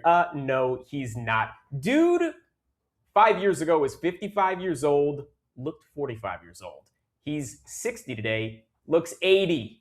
This 100%. Last 3 to 4 years has aged him tremendously. Yep. I'm sorry to say. But I want to say something because we have besmirched my man Steve Kerr so much, so many times in the last month, 2 months. And I want to say something from me to you, Steve. You have not lost anything in my eyes. Your legacy is still cemented for me. Everybody in every sport, all the owners chase what you did. Meaning they fire a coach on a team that is on the cusp of winning a championship and bring somebody in to get them over the hump. But it doesn't always happen that way. You did that. You came in and replaced Mark Jackson and made the Warriors what they were. You went on an incredible 10-year run, and I give you all the credit for what you did a couple of years ago against the Celtics and that championship in particular. Also, you were an assistant coach who won the gold medal in the 2020 U.S. Olympics, and then you went on a pretty poor run on the FIBA World Stage, unfortunately, but you came back and got it done again, and you won the 2024 gold medal, and you brought your boy Durant, and you put Steph Curry out front to get it done. Okay, you've put up with Draymond Green for a decade. You've put up with a lot of headaches for a decade and all that back pain that Doc has mentioned. So I just wanted to take a minute and kind of go on my own little rant, especially because of how negative I was about Jimmy Butler. I want to be positive about Steve Kerr here. I have not lost anything in my eyes. I mean, I understand if for a few people, especially with the way you've handled some things and some of the things you said that weren't necessarily truthful in the past couple of years, but in my mind as a head coach and where you were as a player and what you've done for basketball in general, I still hold you in very high regard, even though you will not be coaching the Warriors next year. Thanks for the time. AM, do you see this right here?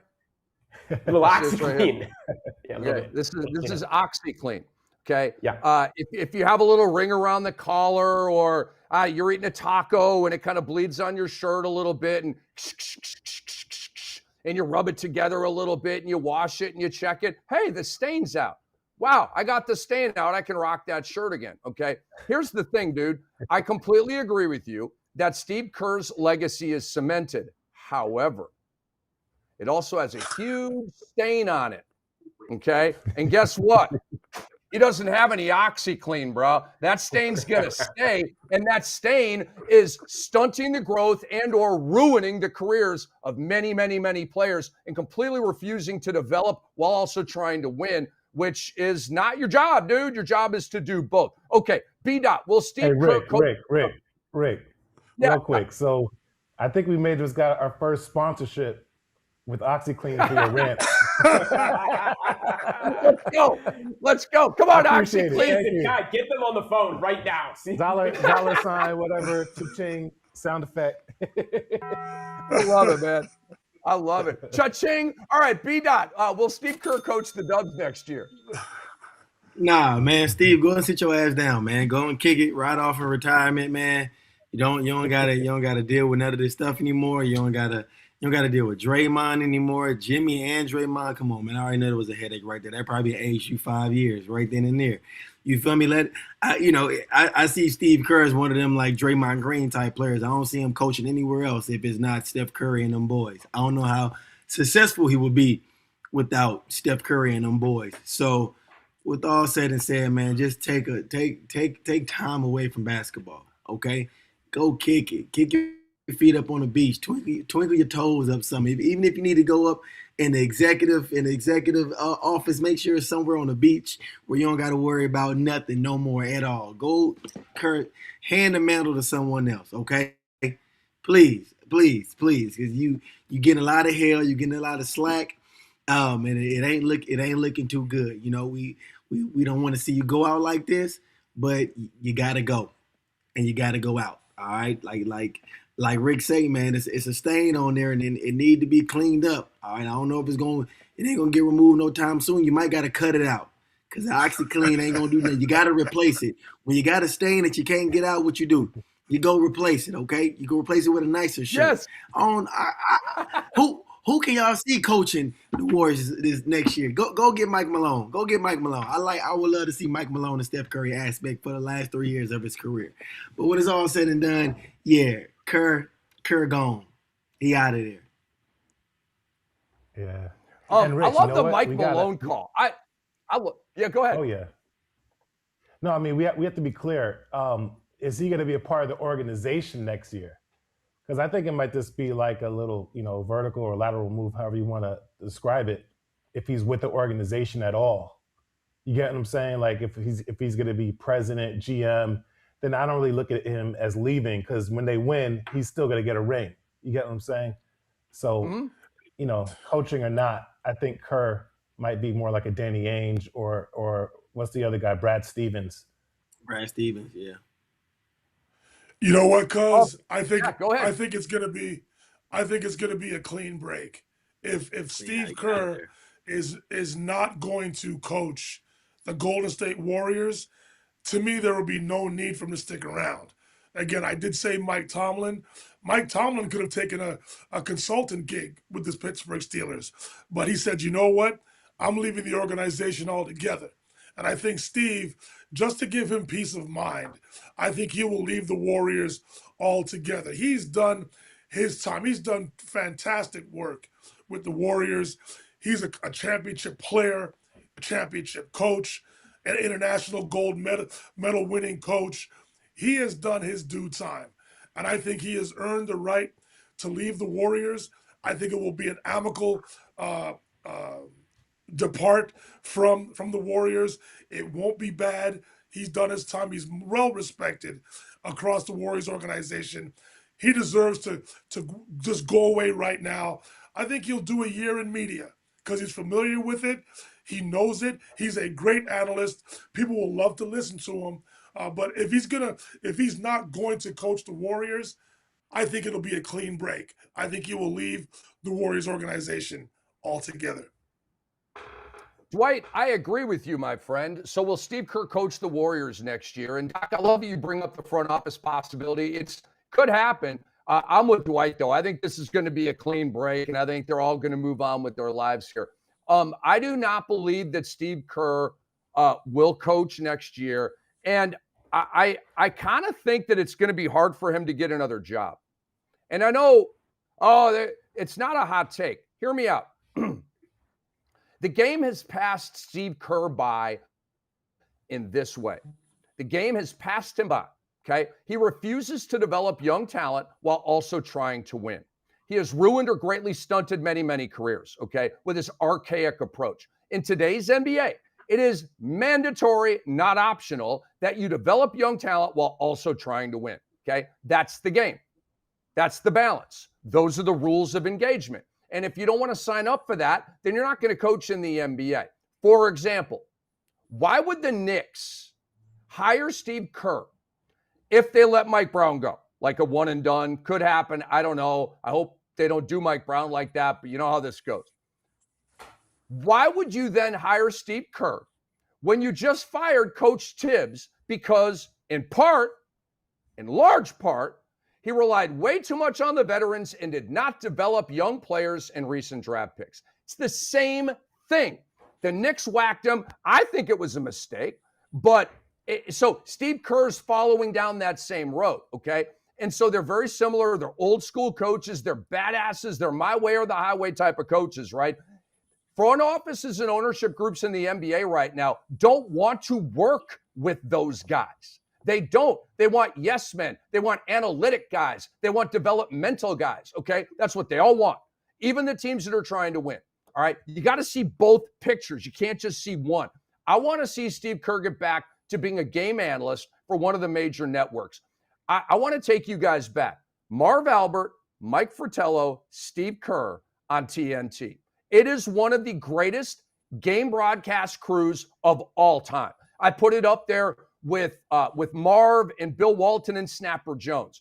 And they weren't together that long, but they busted balls for 2.5 hours on every broadcast. Marv busting Steve busting Fratello busting Kerr. Nonstop. It was hilarious. Okay. And by the way, Steve Kerr is a fantastic game analyst. Really, really sharp. All right. He was with TNT before the front office and coaching stuff and all that. Prime is kind of like the new Turner.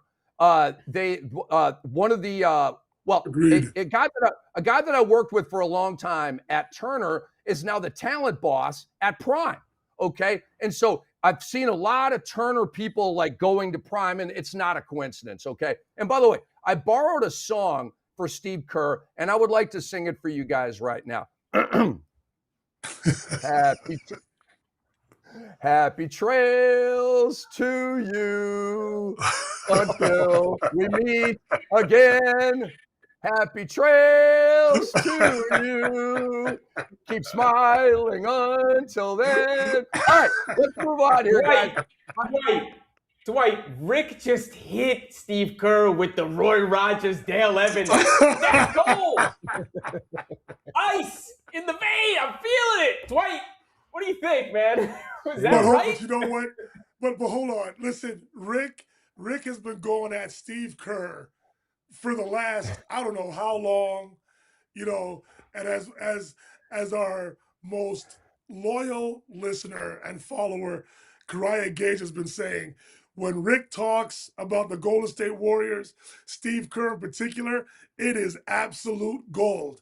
It is the truth. Yeah. And the thing is, I would love to know what Steve has done to Rick, but Rick, I truly appreciate your consistency in this regard because it brings out the best in you, my friend.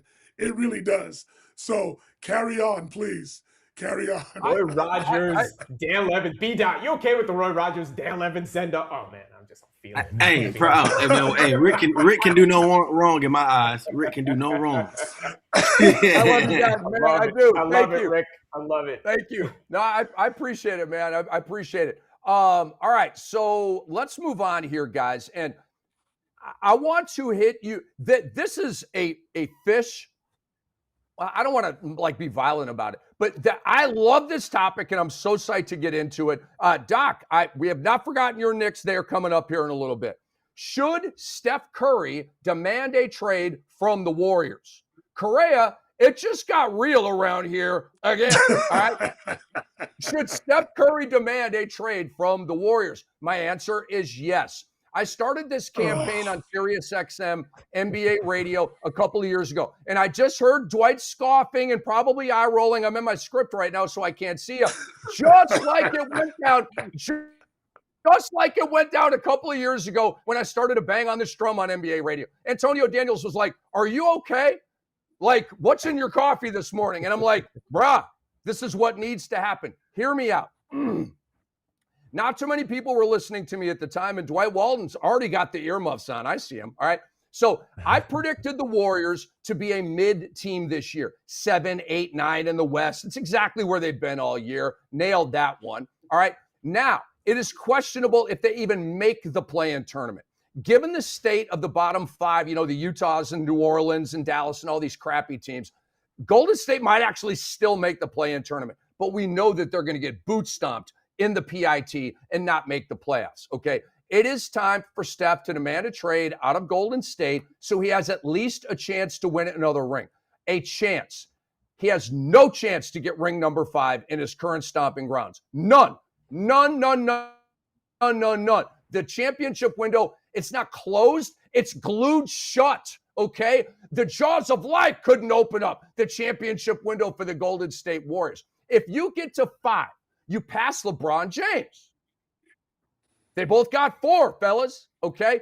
And when you went, like my top 10 of all time, okay, it goes Jordan, Kareem, LeBron, 4 is Magic, 5 is Kobe, 6 is Duncan. Magic, Kobe, and Duncan all have 5 rings, okay? If Steph Curry gets ring number 5 and he's the greatest shooter of all time with phenomenal statistics, he may pass Magic Johnson for best point guard of all time, and he might go on the Mount Rushmore all time, okay? But that ain't going to happen. None of that's going to happen if you stay in Golden State, okay? So give goats like Duncan, Kobe, and Magic a run for their Mount Rushmore money, Steph. And if Steph stays in San Francisco, guys, it's going to be like Kobe Bryant at the end of his career with the Los Angeles Lakers. Stephen Curry will be an attraction at an amusement park and nothing else. He will be the human version of the Raging Bull roller coaster at Six Flags, okay? Ooh, I can't wait to go on the roller coaster. And blah, people are, I can't wait to go see Steph Curry play. And I'm going to ask them, what's at stake in this game? Well, not a damn thing. We suck. We're 30-47 right now, but I want to go watch Steph Curry play. Cool. I don't want Steph Curry playing in that scenario. He will sell tickets. He will sell beer. He will sell popcorn. He will sell jerseys. But he will ride off into the sunset with nothing at stake in the games except Joe Lacob's bank account and counting statistics, okay? Do you guys want the greatest shooter of all time, still in his prime, to go out like that? I don't. Steph and Giannis need to man up and get the F out of their dying situations. That is, if the ring is really the thing, as you always say that it is, okay? Forget loyalty. Forget it, okay? Steve Kerr doesn't give a damn about loyalty other than Draymond Green. That's like delusional loyalty, okay? Steph knows, his businessman, incredibly smart. He knows that loyalty only goes so far. Steph, get capitalistic, bro. Go try to win ring number 5. put your trade demand where your mouth is. And guys, I have 7 possible trade partners here. I'll make this short and sweet, not a long deal here. San Antonio, De'Aaron Fox being the centerpiece of the deal going to Golden State. Why not? New York Knicks, Cat being the centerpiece going back to Golden State. I mean, it's Steph Curry. You're going to have to give him a big boy, right? Detroit, kind of on the fringe. You could maybe package Oscar Thompson, Jaden Ivey, and some other stuff. Probably not going to be enough. Houston, Jabari Smith, probably not going to be enough, but maybe. Okay, the Los Angeles Lakers, Austin Reeves. Okay, do you want to do that? I'm just saying, like, if I'm Golden State, I would trade Steph Curry right now for Austin Reeves and stuff. I would do that right now. Okay, and not to hook him up with LeBron James, but I'm getting Austin Reeves at like 25 or 26 or whatever. Curry, is it 36, 37? So I'll go younger and I'll get myself a stud that I know my fan base is going to love. Phoenix, Jalen Green. He already was involved in a swap for Kevin Durant, okay? And then Minnesota with Jaden McDaniels and Naz Reid, and maybe you got to put them both in that deal. But that's how I view it. I want to go to Dr. X here first. Dr. X, should Steph Curry demand a trade from the Golden State Warriors? No, because all those scenarios you just created, they're not necessarily a guarantee to win the championship. Then I don't see Golden State sending him to another Western Conference team. Of course, my Knicks would take him. We wanted to draft him, but he's too short to be in the backcourt with Jalen Brunson, and we wouldn't want Steph Curry with Jalen Brunson as a pair. So that wouldn't really make sense defensively either. So there's just a lot of. So I would say you're in Silicon Valley. I'm sure he has a lot of deals going on outside of basketball. He needs to end his career there. They need to figure it out. They need to get a really good GM. They need to get a legendary GM, whoever that is, or start making some deals. But as I said, Giannis is someone that can at least extend the timeline to where he would retire a Golden State Warrior, or players like that. You gotta just be creative. And if they're not doing that, then I would say I don't think he should demand a trade, but I think he should. Be a part of the process to get the right people there. And I think they were there. They were ACL away from being there. They just had to, delayed gratification at this point again. And he already has four rings. I think that's good enough for him to stay there and be the pony at an amusement park. It's fine. It's okay. I like it. Thanks for playing along with that analogy, Doc. I like that. Let's stay in LA. AM Pepper, should Steph Curry demand a trade from the Warriors? Oh, Rick, you're in my wheelhouse. Now, I love this. I love this conversation. You know what, Rick? I'm with you. He should demand a trade from the Warriors with a caveat. Privately, I don't want to hear this through the media. He should have the right conversations with everybody behind closed doors to do this. And also, let's be realistic. And why are you in my wheelhouse? Because we're talking about money, baby. Right, you brought up what Steph Curry, you talking about what Steph Curry's contract was. The interesting thing is he's got a huge, massive, gargantuan extension kicking in through the 26-27 season, $62.6 million. So, Rick, not to throw too much cold water on the 7 trade scenarios, but about 6 of them don't even come close to working. But the number one you mentioned does. And you heard me rant the other day about San Antonio needing to get off De'Aaron Fox's contract before. That is a swiper. I love you, man. Shout out to Dora the Explorer. But he has got to get out of San Antonio, and San Antonio has to get him out of there. And he's got a huge extension kicking in, as like we talked about, for 4 years after this year. You can match up those salaries, send him up to Golden State. They can reset the clock with him, get off Draymond, move Kuminga. I've talked about this before as well. The Milwaukee Bucks and the Golden State Warriors are 2 teams that are dead and don't know it yet. Figure out that you're dead. Steph Curry should demand this trade. Get down to San Antonio, finish his career with Victor Wembanyama. They can pay him the $62.6 next year, and after that, have an entirely different look.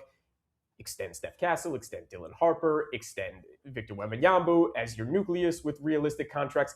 That's how dynasties are built. I love this idea. Let's make it happen. Ooh, I like it. We got 2 yeses and we got 1 no. I'm a huge zombie movie guy, right? The Bucks and the Warriors are zombie teams right now. They're dead, but they don't know it. They're like undead. I just wanted to go. I thought that was a great reference right there, AM. They're dead and they don't know it. Perfect. All right, Dwight Walton, you have been eye rolling. You have been throwing your head back. You have been slunching your shoulders. You have been completely hating a lot of these takes right now. So, should Steph Curry demand a trade from Golden State? He said sheepishly. Definitely not. Listen, I know things change over the course of time, but I forget the company that Steph Curry has done a commercial most recently to where he's the routine guy. He's been with the same organization for 17 years. He gets an assist from one of the workers at the practice facility to where he makes a shot from long distance. Steph Curry is not going anywhere. This is going to end up being, and when the Warriors do give him that contract extension, this is going to be very similar to how the Lakers did the late great Kobe Bryant by giving him a services rendered contract to where, you know what, this is an appreciation for what you've done for our organization, bringing 4 championships and being loyal to us Golden State Warriors at the beginning in Oakland and now here in San Francisco. He is not going to go anywhere. But if Steph Curry is to quietly demand a trade, there's only one team I could see Steph Curry wanting to go to, and that's the Charlotte Hornets, where the Hornets are about to retire his father's number 30 jersey at some point this season. I could see that happening because it has nothing to do with winning, but if there's one team that I see him wanting to go to, it'll be the Charlotte Hornets. Other than that, Steph Curry is not leaving San Francisco. He is too loyal. He has too much going on in Silicon Valley, as my great cousin has said. There's too much there. There's too much rooting there. He is not going to uproot himself unless he says, you know what, the Hornets have some nice young pieces. They've got some draft assets. Let me go retire with my father's team, the team he currently broadcasts for, the team that's going to retire his jersey. For sentimental purposes, I will go play and end my career in Charlotte, North Carolina. Hey, B-Dot. You are the most sentimental guy that I know, man. I heard Chris Paul down in the Charlotte Hornets and Steph Curry for Del Curry. Like, who the hell wants to go to the Charlotte Hornets? Yeah, and they're on a nice little heater right now, by the way. And LaMelo's back and Pat Nickel is great. But what are we talking about right now? I mean, hey, man. I had to hear about, talking about De'Aaron Fox going back to his wife's like in the San Antonio area. This is a business, man. Steph Curry is not going down to Charlotte and ending his career in the next 2 or 3 years down there. If he's got to move or he's demanding a trade, it's got to be to an actual place he could win a championship. Come on. Yeah. Right. Agreed. B-Dot, the best games in the WNBA are game 5s, right? They don't go 7 games in their series. So we got a game 5 right now, B-Dot. It's 2-2. Me and AM say Steph, and I'm not saying Steph needs to be a butthead about this and like be mean about it. Like you guys said, do it behind closed doors, do it in the classy way. Steph's one of the classiest humans on earth, so we know he'll handle it the right way. But should Steph Curry ask out of Golden State, ask out of this dying, rotting carcass of a team that we're talking about, B-Dot? He's not. He's one of those loyalty guys, one of those Tim Duncans, like you mentioned, those Kobe Bryants, those Magic Johnsons played with the same team their whole career. Steph isn't going anywhere. And, I mean, if he did go, where would he go? It'd have to be somewhere in the East. I know you mentioned Charlotte, but, I mean, shoot, if we're going to mention a team in the East, we might as well mention a team that Charlotte lost to last night. He's from Ohio. Send him to Ohio. Send him to Cleveland. You can get some decent ass, some Darius Garland, Evan Mobley. Send him and Kuminga to Cleveland. If we want to do that now that's a whole story. Now he done won a championship where LeBron won a championship. Now come on, man. If we try to go for the story and headlines, send Steph back to Cleveland, man. Let him go back home. Him and Bron was born in Akron. You know, well, what if Bron out of nowhere? All right, man, let me go back home to Akron. Now LeBron. Now you got Steph, LeBron, Kuminga, Bronny. Come on, man. Like, what's up, man? We want to talk. We want to talk hypotheticals. Send them back to Cleveland, man. Bron, come back to Cleveland. Farewell tour. Y'all spend y'all last 2 years in Cleveland, and let's see how it go. But at the end of the day, but Rick, let's do this right. Let's do this right if we can, because look, B-Dot, that's not a bad idea. That's actually good. But like, can the salaries match up? Again, Steph only has one extension next year. It's on the books though. It's 62.6. You have to match that up. That's the new rules, right? That's your first and second apron that you were talking about. So you're not getting off Donovan Mitchell. Like, Evan Mobley actually makes $46 million. Darius Garland makes 39. Next year, Mobley's 50. Darius Garland's 42. Your next highest paid guy, DeAndre Hunter, at 23 and then 24 this year and next. So like, you got to match up those salaries. You actually got to combine. You'd almost have to combine like Hunter and Garland together to get this off. Other than that, you're like putting Lonzo or Max Strus with a Garland or Evan Mobley to match up the salary. But you know what? If I'm Cleveland, I'd think about it. You're middle of the road right now in the East. I like what you're saying, B-Dot. I'm with you. Yeah, but they're not doing it. Steph not going nowhere.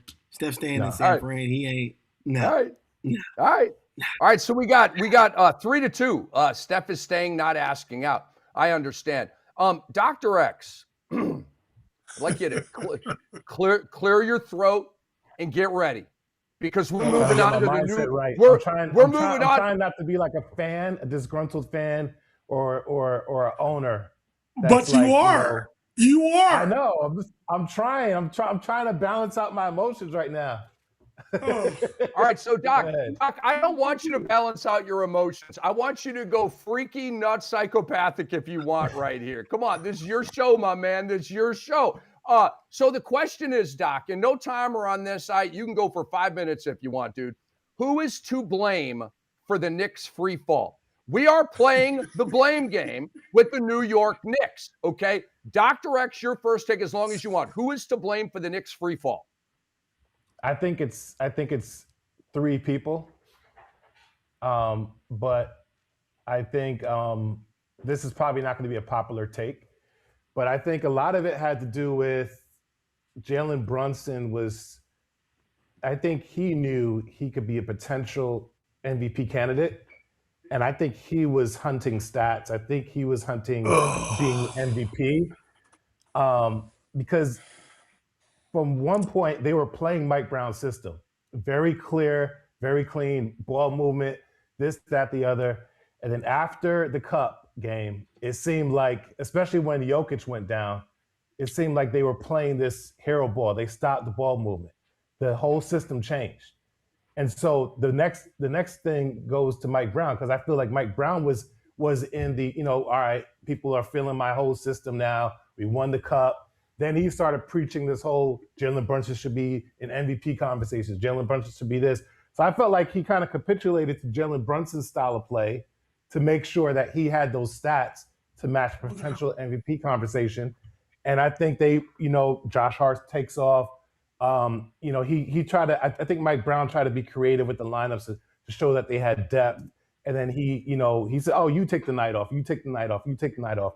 So now you have Mitchell Robinson, Karl-Anthony Towns, Josh Hart taking nights off that I felt like they could have played. And then L here, L there, and it starts to add up. And then as New Yorkers, we hate hearing 9-11 together. 9 of 11 this, 9 of 11 that. Losses.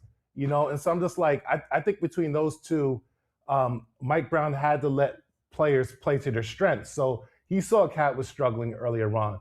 A lot of that has to do with player development. Like, Cat at this point shouldn't really be struggling with certain things. Like the offensive fouls, like 3 offensive fouls per game in key areas of the game, that has to stop. And then the fact that he only has 2 moves, like he literally takes it from the top of the key, drives full strength, or actually takes a 3. But one thing you have to give Cat credit for is the passing, because he's been forced to pass, and he's been a great passer in the system.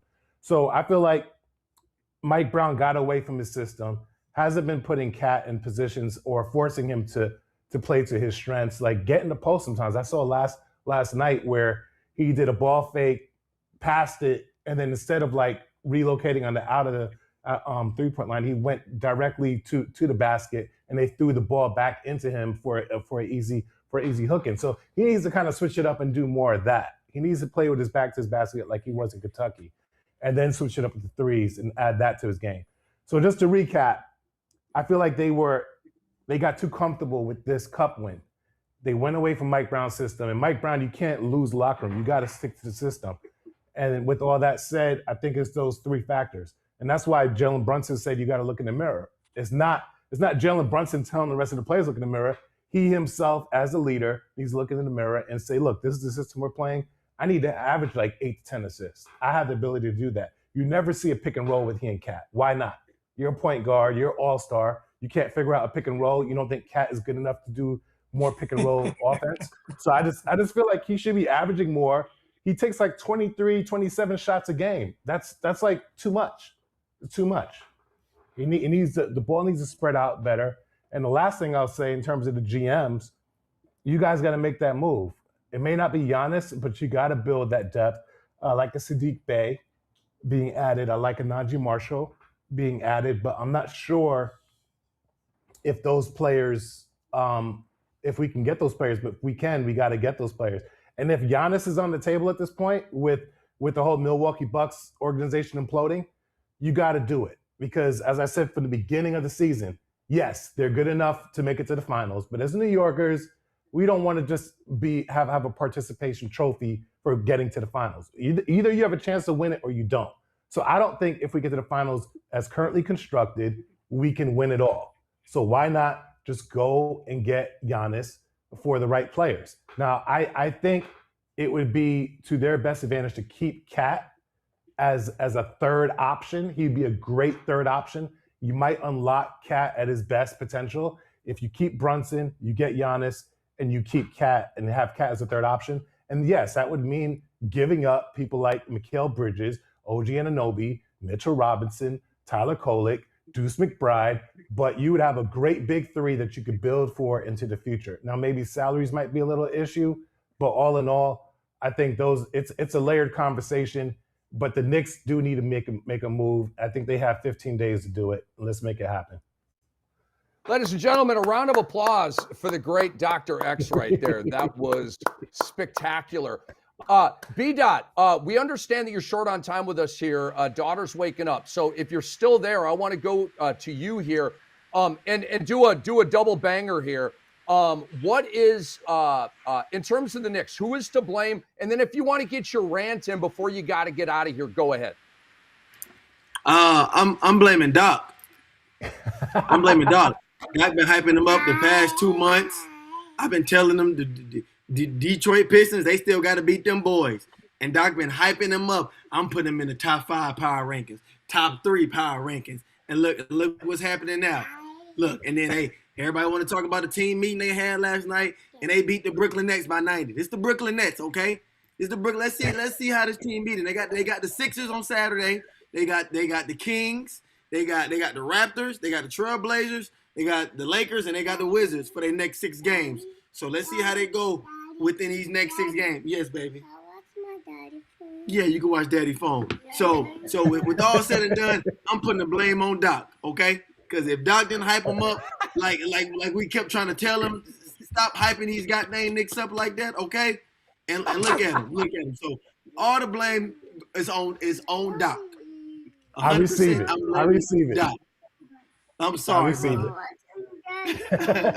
Hey, B-Dot, are you going to hang around? Your daughters are beautiful, by the way. They are so freaking cute. I can't even believe it. Cute, man. What a couple little sweeties, man. Oh, she's rubbing her eyes, too. Do you want to do the rant and get out of here, or you want to do this with your daughters the rest of the way? We don't have very much long left in the show. Man, my rant. What was I going to talk about, man? I don't even know if I had a rant for today, or I didn't even get a chance to break it down how I want to. I was gonna say something. Look. She not got on YouTube. And there, look, man. My rant is I advocate for longer nap times. Okay, it need to be something. It need to be something that gets emitted through the air, around 11:30, 12 p.m. PST, and knock the kids out for a good 3 hours. Okay, it's 2026. Okay, we got to come up with something healthier than melatonin we can throw in the air, and it just emits. We can put through the vents, and it gives these parents 3 hours of time to themselves to do whatever they need to do. So that's what I'm gonna talk to Elon Musk. All right, I'm gonna come back in about 2 months. Oh boy. All right, me and Elon, we done came up with something. Hey, B-Dot, what are your funny. daughters' names, man? Introduce your daughters to our audience, man. This is Aaliyah. Aaliyah, say hey. Hi, Hey, Aaliyah. and this is Brandy. Say hey. Hi, Brandy. Hey, Brandy. Hey. Okay, Oh I see my a theme God. here. Oh I my see a theme here. So You hold see on. me? All right. You see me? Aaliyah, Brandy, somebody got to make it. If the NIL don't hit, we going straight There to you the go. recording studio. That's I right. love it, dude. B-Dot, you crack me up, dude. You crack me up. You're one of a kind, man. Oh, man. You guys are so Bye-bye. cute. You're so cute. All right, B-Dot, peace, man. We'll see you soon. Peace, All brother. right, guys. See you Monday. Love. The great B-Dot right there. All right, Dwight Walton. Let's play the blame game with the New York Knicks. B-Dot blames Doc. Doc blames the front office, Mike Brown, and Jalen Brunson. Who are you blaming? To me, this is an easy one. And for as much as I don't think the Knicks have to tweak with this roster, we can blame the front office, general managers, the president of basketball operations. We can blame Mike Brown. We can blame Tom Thibodeau. But right now, we could also blame the schedule. It's a small sample size, but teams that have had success in the NBA Emirates Cup have gone through this lull post winning that championship. Okay, the schedule's very condensed. It's very travel heavy. So listen, as I've always said, the NBA season is a marathon. It's not a sprint. You can't expect teams to be consistently good the whole season, although the Oklahoma City Thunder sort of did that last year, but that's more an anomaly than it is the norm. So what I will say, the New York Knicks are the LA Lakers of the Eastern Conference. If you just properly break down the Knicks, they're one of the worst teams defensively in the NBA, and they're one of the worst teams in terms of offensive efficiency.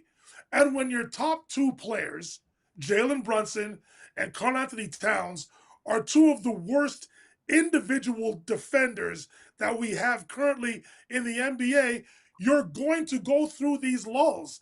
It just is what it is. And I'm in this constant conversation with some of my ex-teammates from Siena College and other New York Knicks fans that are trying to understand, what does the term making your teammates better truly mean? They are constantly trying to defend Jalen Brunson. Jalen Brunson, for as great as he is not great at getting his teammates more involved, aka making them better. He's just Thank you. not. Thank you, cuz. More often than not, he is dribbling the crap out of the basketball. And then at the end, when he feels he can't get something off, with about 4 seconds to go on the shot clock, he is giving his teammates what we call grenades to be heroes and make shots. Yes, I think he's having his best season statistically in terms of assists. And I applaud him for that. But that is not a strength. Then when you add on top of that he is at the head of the snake defensively, where teams are constantly going at him. Why do you think he's always fatigued? Why do you think he's always injured? Why do you think he has to resort to, and I'll placate to what the kids say today, foul baiting? He has to. He's undersized, not athletic, has immaculate footwork, a great individual offensive player. I get it. But when you headhunt your two best players, Jalen Brunson and Karl-Anthony Towns defensively, it spells disaster. It doesn't matter how great Josh Hart, Mikal Bridges, and OG Anunoby are great as defenders. They're playing off their two top stars who are horrible defensively. So until that gets solved, this is why I don't know who to blame. But the Knicks as a whole currently constructed can't guard. They don't guard very well. They have to depend on their offense to win games, much like the Lakers. So you're going to see inconsistencies. That's just how it is. That's how their team is built. I don't know if a trade or a tweak to the roster at the deadline will improve that, but that's where the Knicks should focus. It's not about the blame. It's about the players. Defend, stop people. Your stars have to be the leaders in that regard. And when they're not, you're going to have these issues. Yes, a team meeting being called by the players, that's great. That's fine and dandy. Then you go out and beat the Nets by 60. Congratulations. Let's see if you can do that now consistently for the rest of the year. You have to be able to guard in today's NBA if you want to have success. And right now, the Knicks are clearly one of the worst defensive teams that we currently have in the NBA. A.M. Pfeffer, you're a big Knicks fan. Are you just going to take that? I'm just kidding. Who is to blame, A.M. Pfeffer, for they had lost 9 out of 11 and then obviously thrashed Brooklyn last night to the impressiveness of no one. Who's to blame here, A.M.?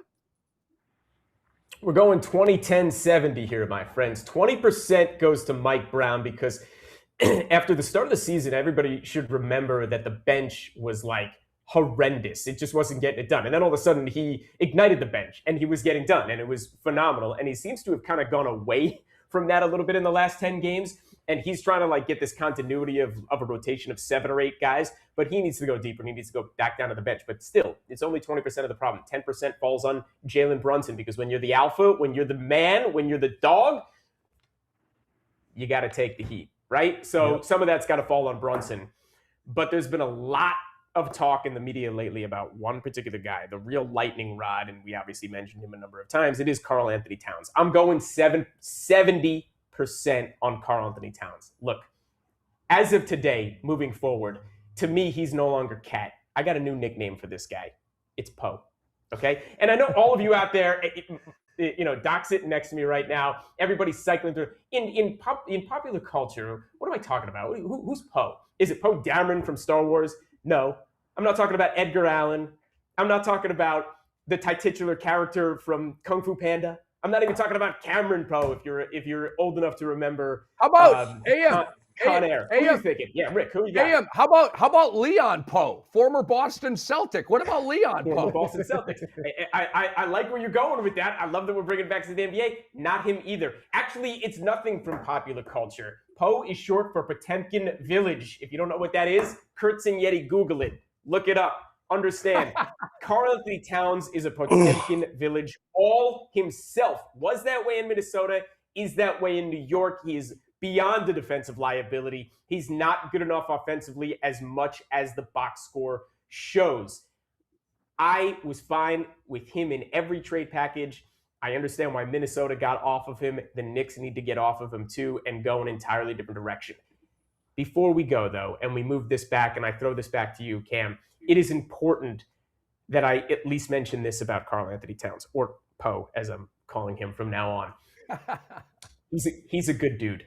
Okay, I don't love the fact that I'm sitting here crapping on him. I actually like him as a person. He went through some ridiculous personal tragedy. He is a man who studies the stars. He's an avid reader. He likes kinesiology. He has aspirations after basketball. He's a social justice warrior. So I think Karl Anthony Towns happens to be a very cool, pretty cool dude. But I'm sorry, man. When it comes to the actual sport of basketball, you're Poe.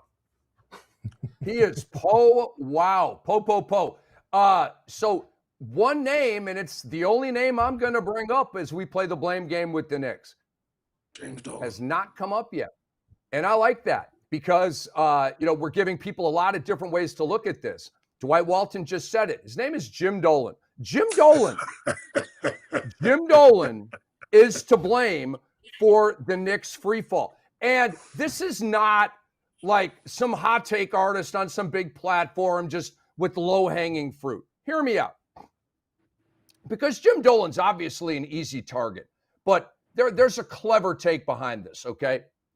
Jim Dolan was directly behind the decision to whack Tom Thibodeau.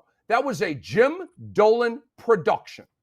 He made the final call after feeling the team needed a more collaborative, modern coaching approach to reach the next level, despite Thibodeau's success. Dolan explained that he wanted a different leadership style, emphasizing player development and collaboration, which conflicted with Thibodeau's traditional lone wolf, my way or the highway, type of situation. I did not agree with the Tom Thibodeau firing. I still don't. Okay, I think he should be the coach of the Knicks right now, and they would not have lost 9 of the last 11 games. Obviously with the Nets game in there. Now I'm standing back like a proud papa with my arms crossed, telling the basketball world, I effing told y'all. I freaking told you. Why didn't you listen? Mike Brown is awesome. Phenomenal human being. I love Mike Brown. I cheer for him. The fact that they whacked Tom Thibodeau and then at least hired like one of my guys, I thought was pretty cool. But he's too nice for this group. He's not too nice to coach Sacramento. He's not too nice to coach the Wolves. He's too nice to coach in New York, and specifically this group of dogs. He's too nice, okay? To wit, Ramona Shelburne reports, people within the Knicks aren't happy that Mike Brown hugged Draymond Green after a game in which Draymond committed a flagrant foul on Karl Anthony Towns. I believe that one of those people, which is a plural word, is Jalen Brunson. Jalen Brunson doesn't rock that way. Why the hell are you hugging that guy, dude? He just tried to take out our player. Are you nuts? What is wrong with you, dude? No, Brunson's a foxhole guy. Mike Brown's a diplomat, a politician, per Ian Begley. Players haven't fully bought into their roles under head coach Mike Brown. Stop right there. I heard the same exact stuff under Tom Thibodeau. The only guy that knew his role under Tom Thibodeau was Jalen Brunson taking 30 shots a game, okay? The same shit is happening right now. Sorry about that, but, sometimes it happens. Those reasons, according to Ian Begley, those reasons are cited often when you talk to people about the Knicks' flaws. Okay, so you made change for the sake of change, just to change your coach, and we have the same issues you had with Thibodeau, albeit he's an ogre and Mike Brown is the guy you want to go have a beer with, okay?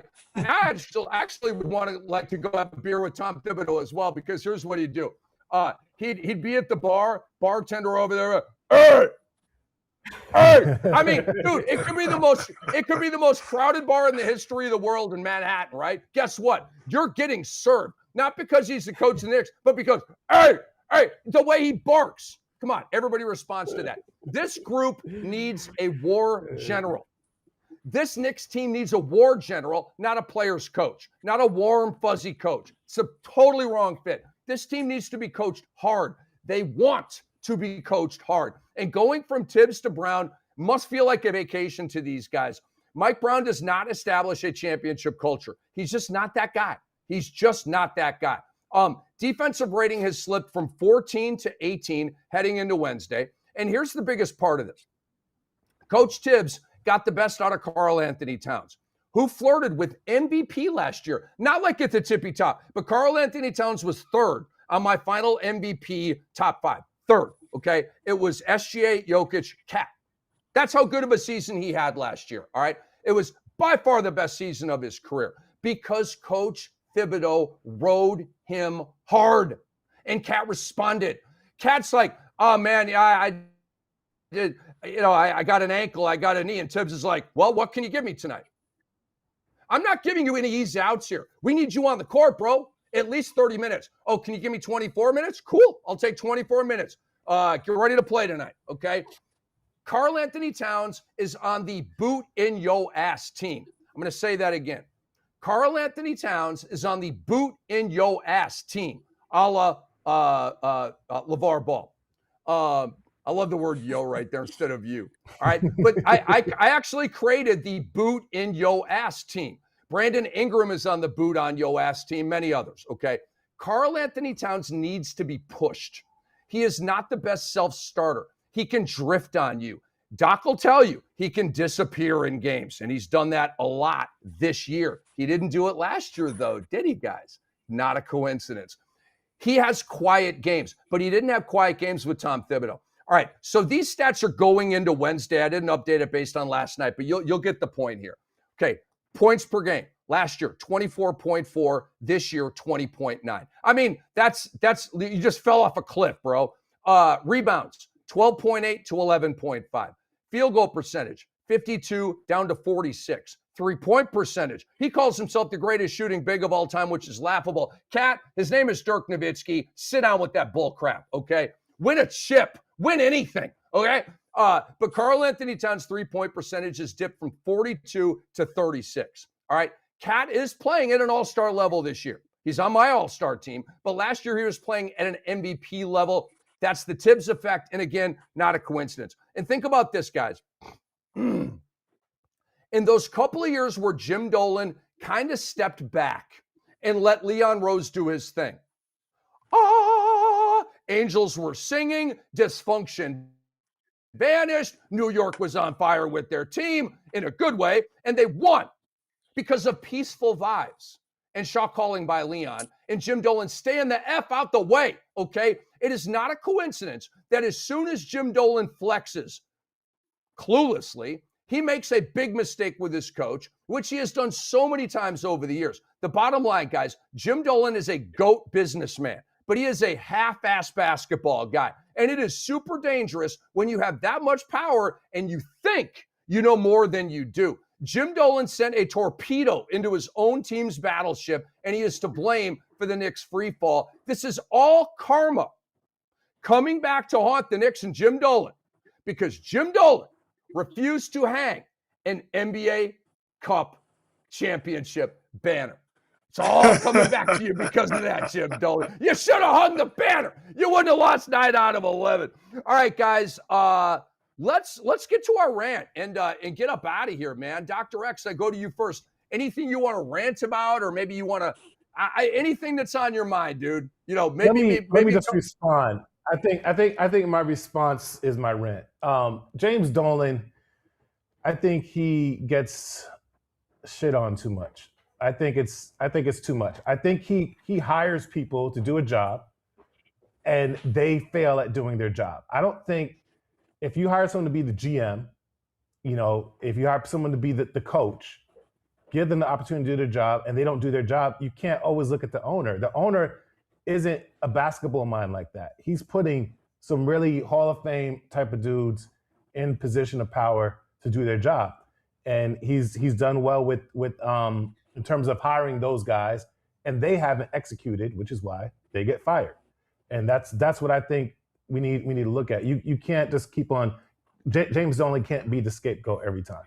And I just feel like, you know, Thibs didn't play people when he should have played them. He waited till the very end of last season in the playoff matchup to start playing some of his bench. Should have been doing that all season to get them ready. So I think Thibs hit a ceiling, and we thank Thibs for his services. And, you know, then he went on to a Boston, you know, their practice to be around them. You know, that's not New York mentality. And Rick, if you're going to have that beer, it'd be in Boston anyway. So it would definitely want to be in New York. But yeah, I mean, Thibs, I respect what Thibs did, but that's about it. And I think he took him as far as he could take him. The next step is Mike Brown. I think Mike Brown has the capability to make this Knicks team great, as he already started within the season. I think they want that type of volley between the players and the coach staff to be able to get the right, you know, situation where they can mesh together with their. But he has to bring the best out of these Knicks players, and I feel like he doesn't have the best team right now, talent-wise, to do that with. I think the Knicks starting 5 is adequate. And if they can just strengthen their bench before this trade deadline, I don't mind this team going against the Pistons, going against Orlando Magic, and even going against OKC or Denver or a Rockets team if they strengthen their bench. So they really have work to do that. The guys that they got during the offseason aren't a perfect match. Clarkson, yes, he can put up points really quickly, but he's not a defensive-minded guy. He has to build culture. And so I don't mind keeping a Clarkson guy, and I know they're really shopping Yabu and Pacome Dadier, but they have to build a culture of defense. And you already have some great pieces in OG, Mikal Bridges, and Mitchell Robinson. So, as I said, if they could get like a Najee Marshall, they could get like a Bobby Portis. I don't think Bobby Portis' contract works really well in this situation, but they can get someone like that, Sadiq Bey, players like that on the end of your bench. When they come in, they impact the game, they impact the culture. They're not punking people like Karl Anthony Towns. If he gets in foul trouble and is not doing his job, someone has to be able to come in and do the stuff that he was supposed to do. It'd be great if we could have a Naz Reid on our team. That's what the Timberwolves had when they had Naz Reid, is when Karl Anthony Towns wasn't doing his job, Naz Reid would come in and finish it for him. And then, sometimes they wouldn't play him, So I just feel like the Knicks have what it takes if they could just build out the last part of their roster on the bench, 6-man, things like that. And we got to stop blaming James Dunleavy. He's giving people opportunities to be great, and they failed them. That's how I feel. All right, Doc, it's so good to have you back, man. So good to have those sharp opinions back here. A.M. Pfeffer, it's rant time, sir. Yeah, well, let me tell you a little personal history. In the summer of 1993, I moved from New York to Denver, Colorado. And I had to watch firsthand as the Denver Broncos, over the next 5 years, did what they did, and Elway elevated the game, and they won the championships. Then I had to watch as Peyton Manning came in as their savior yet again and won another championship. And now I have to watch Sean Payton come in and turn this whole team around, even with, Russell Wilson's ridiculous poison pill of a contract hanging over his head the past couple of years. He still got it done, and are bringing him back to the promised land. All while my New York Jets are just lamenting in hell. And of course, on the other side of the equation, we all know that the Patriots and their history, and I don't need to go into it, and here they are again. Both teams, and I mentioned them a few months ago, both teams, I hated the fact that the AFC was stacked this way, and here they are playing each other, and one of them is going to the Super Bowl. And I shouldn't be saying any of this because I'm elated, I'm ecstatic, I get to be all smiles forever after that Indiana championship, but I love the NFL, man. Sadly, I love my New York Jets. Rick, I can't divorce them. The papers are sitting in a vault somewhere and will never be filed.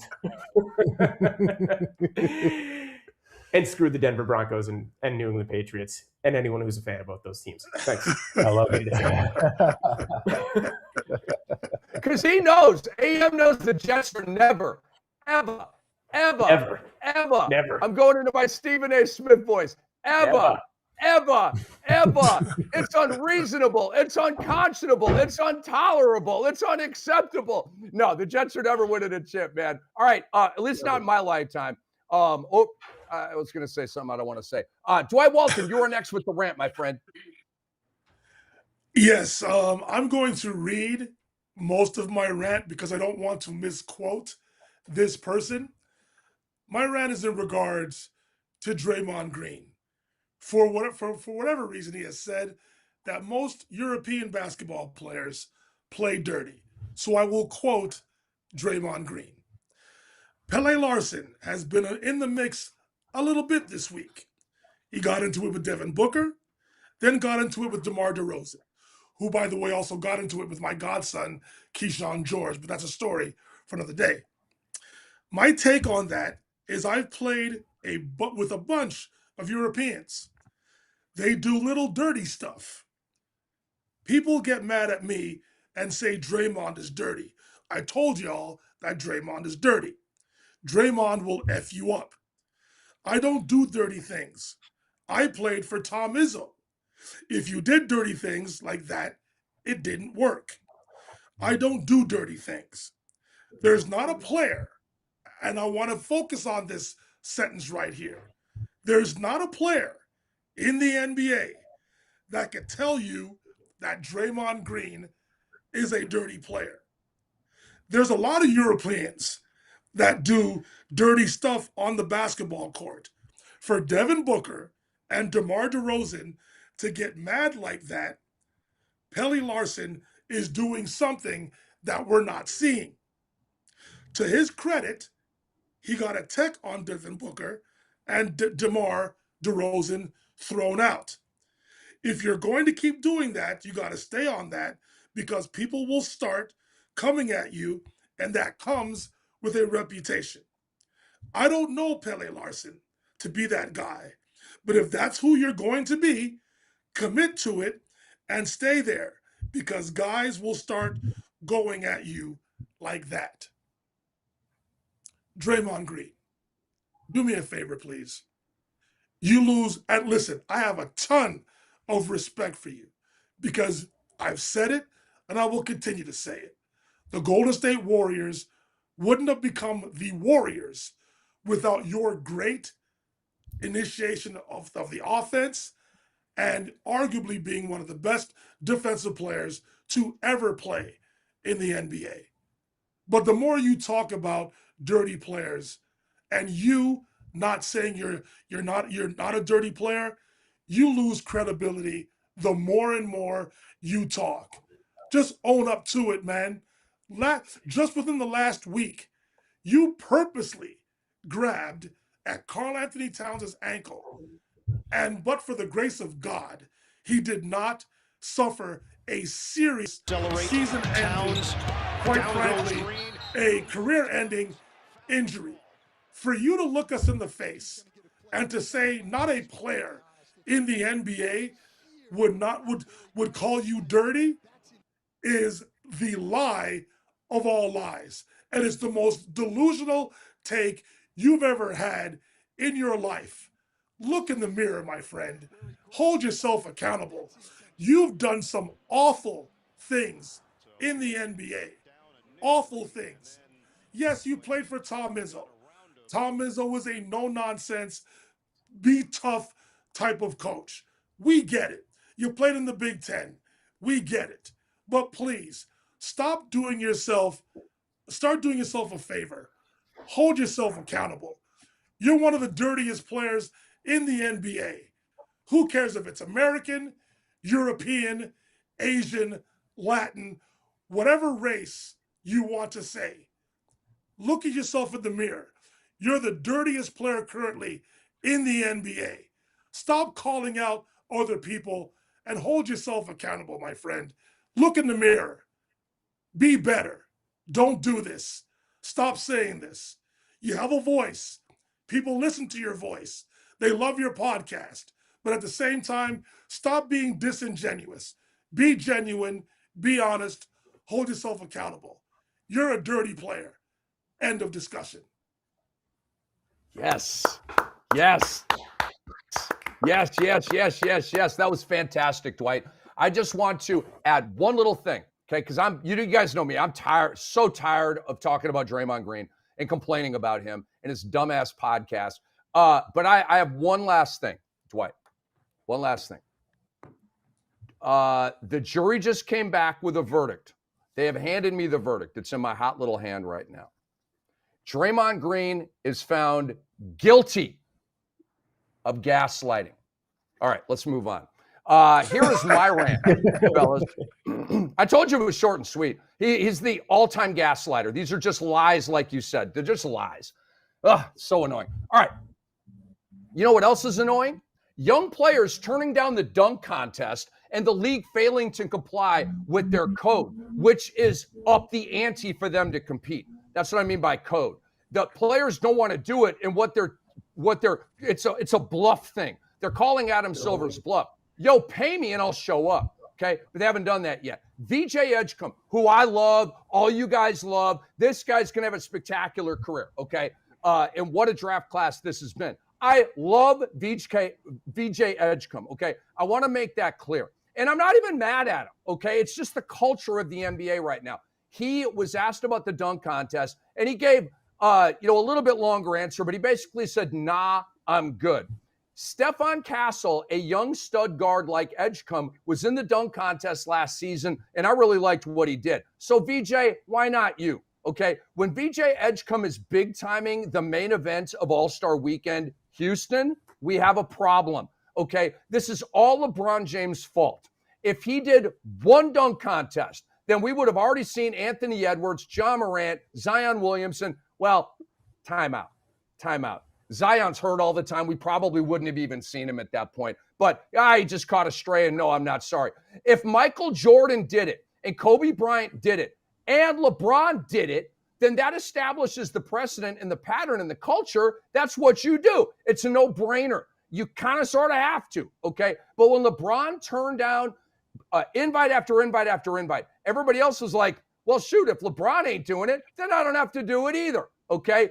It's sad. The NBA has thrown more money at these players, the NBA has to throw more money at these players to get them to compete in one of the glitziest events in all of sports, okay? That said, the NBA created this monster. They enabled it, empowered it, coddled it, nurtured it, hugged up on it, made out with it, grew it into the softest bunch of athletes any league has ever seen in North American sports history.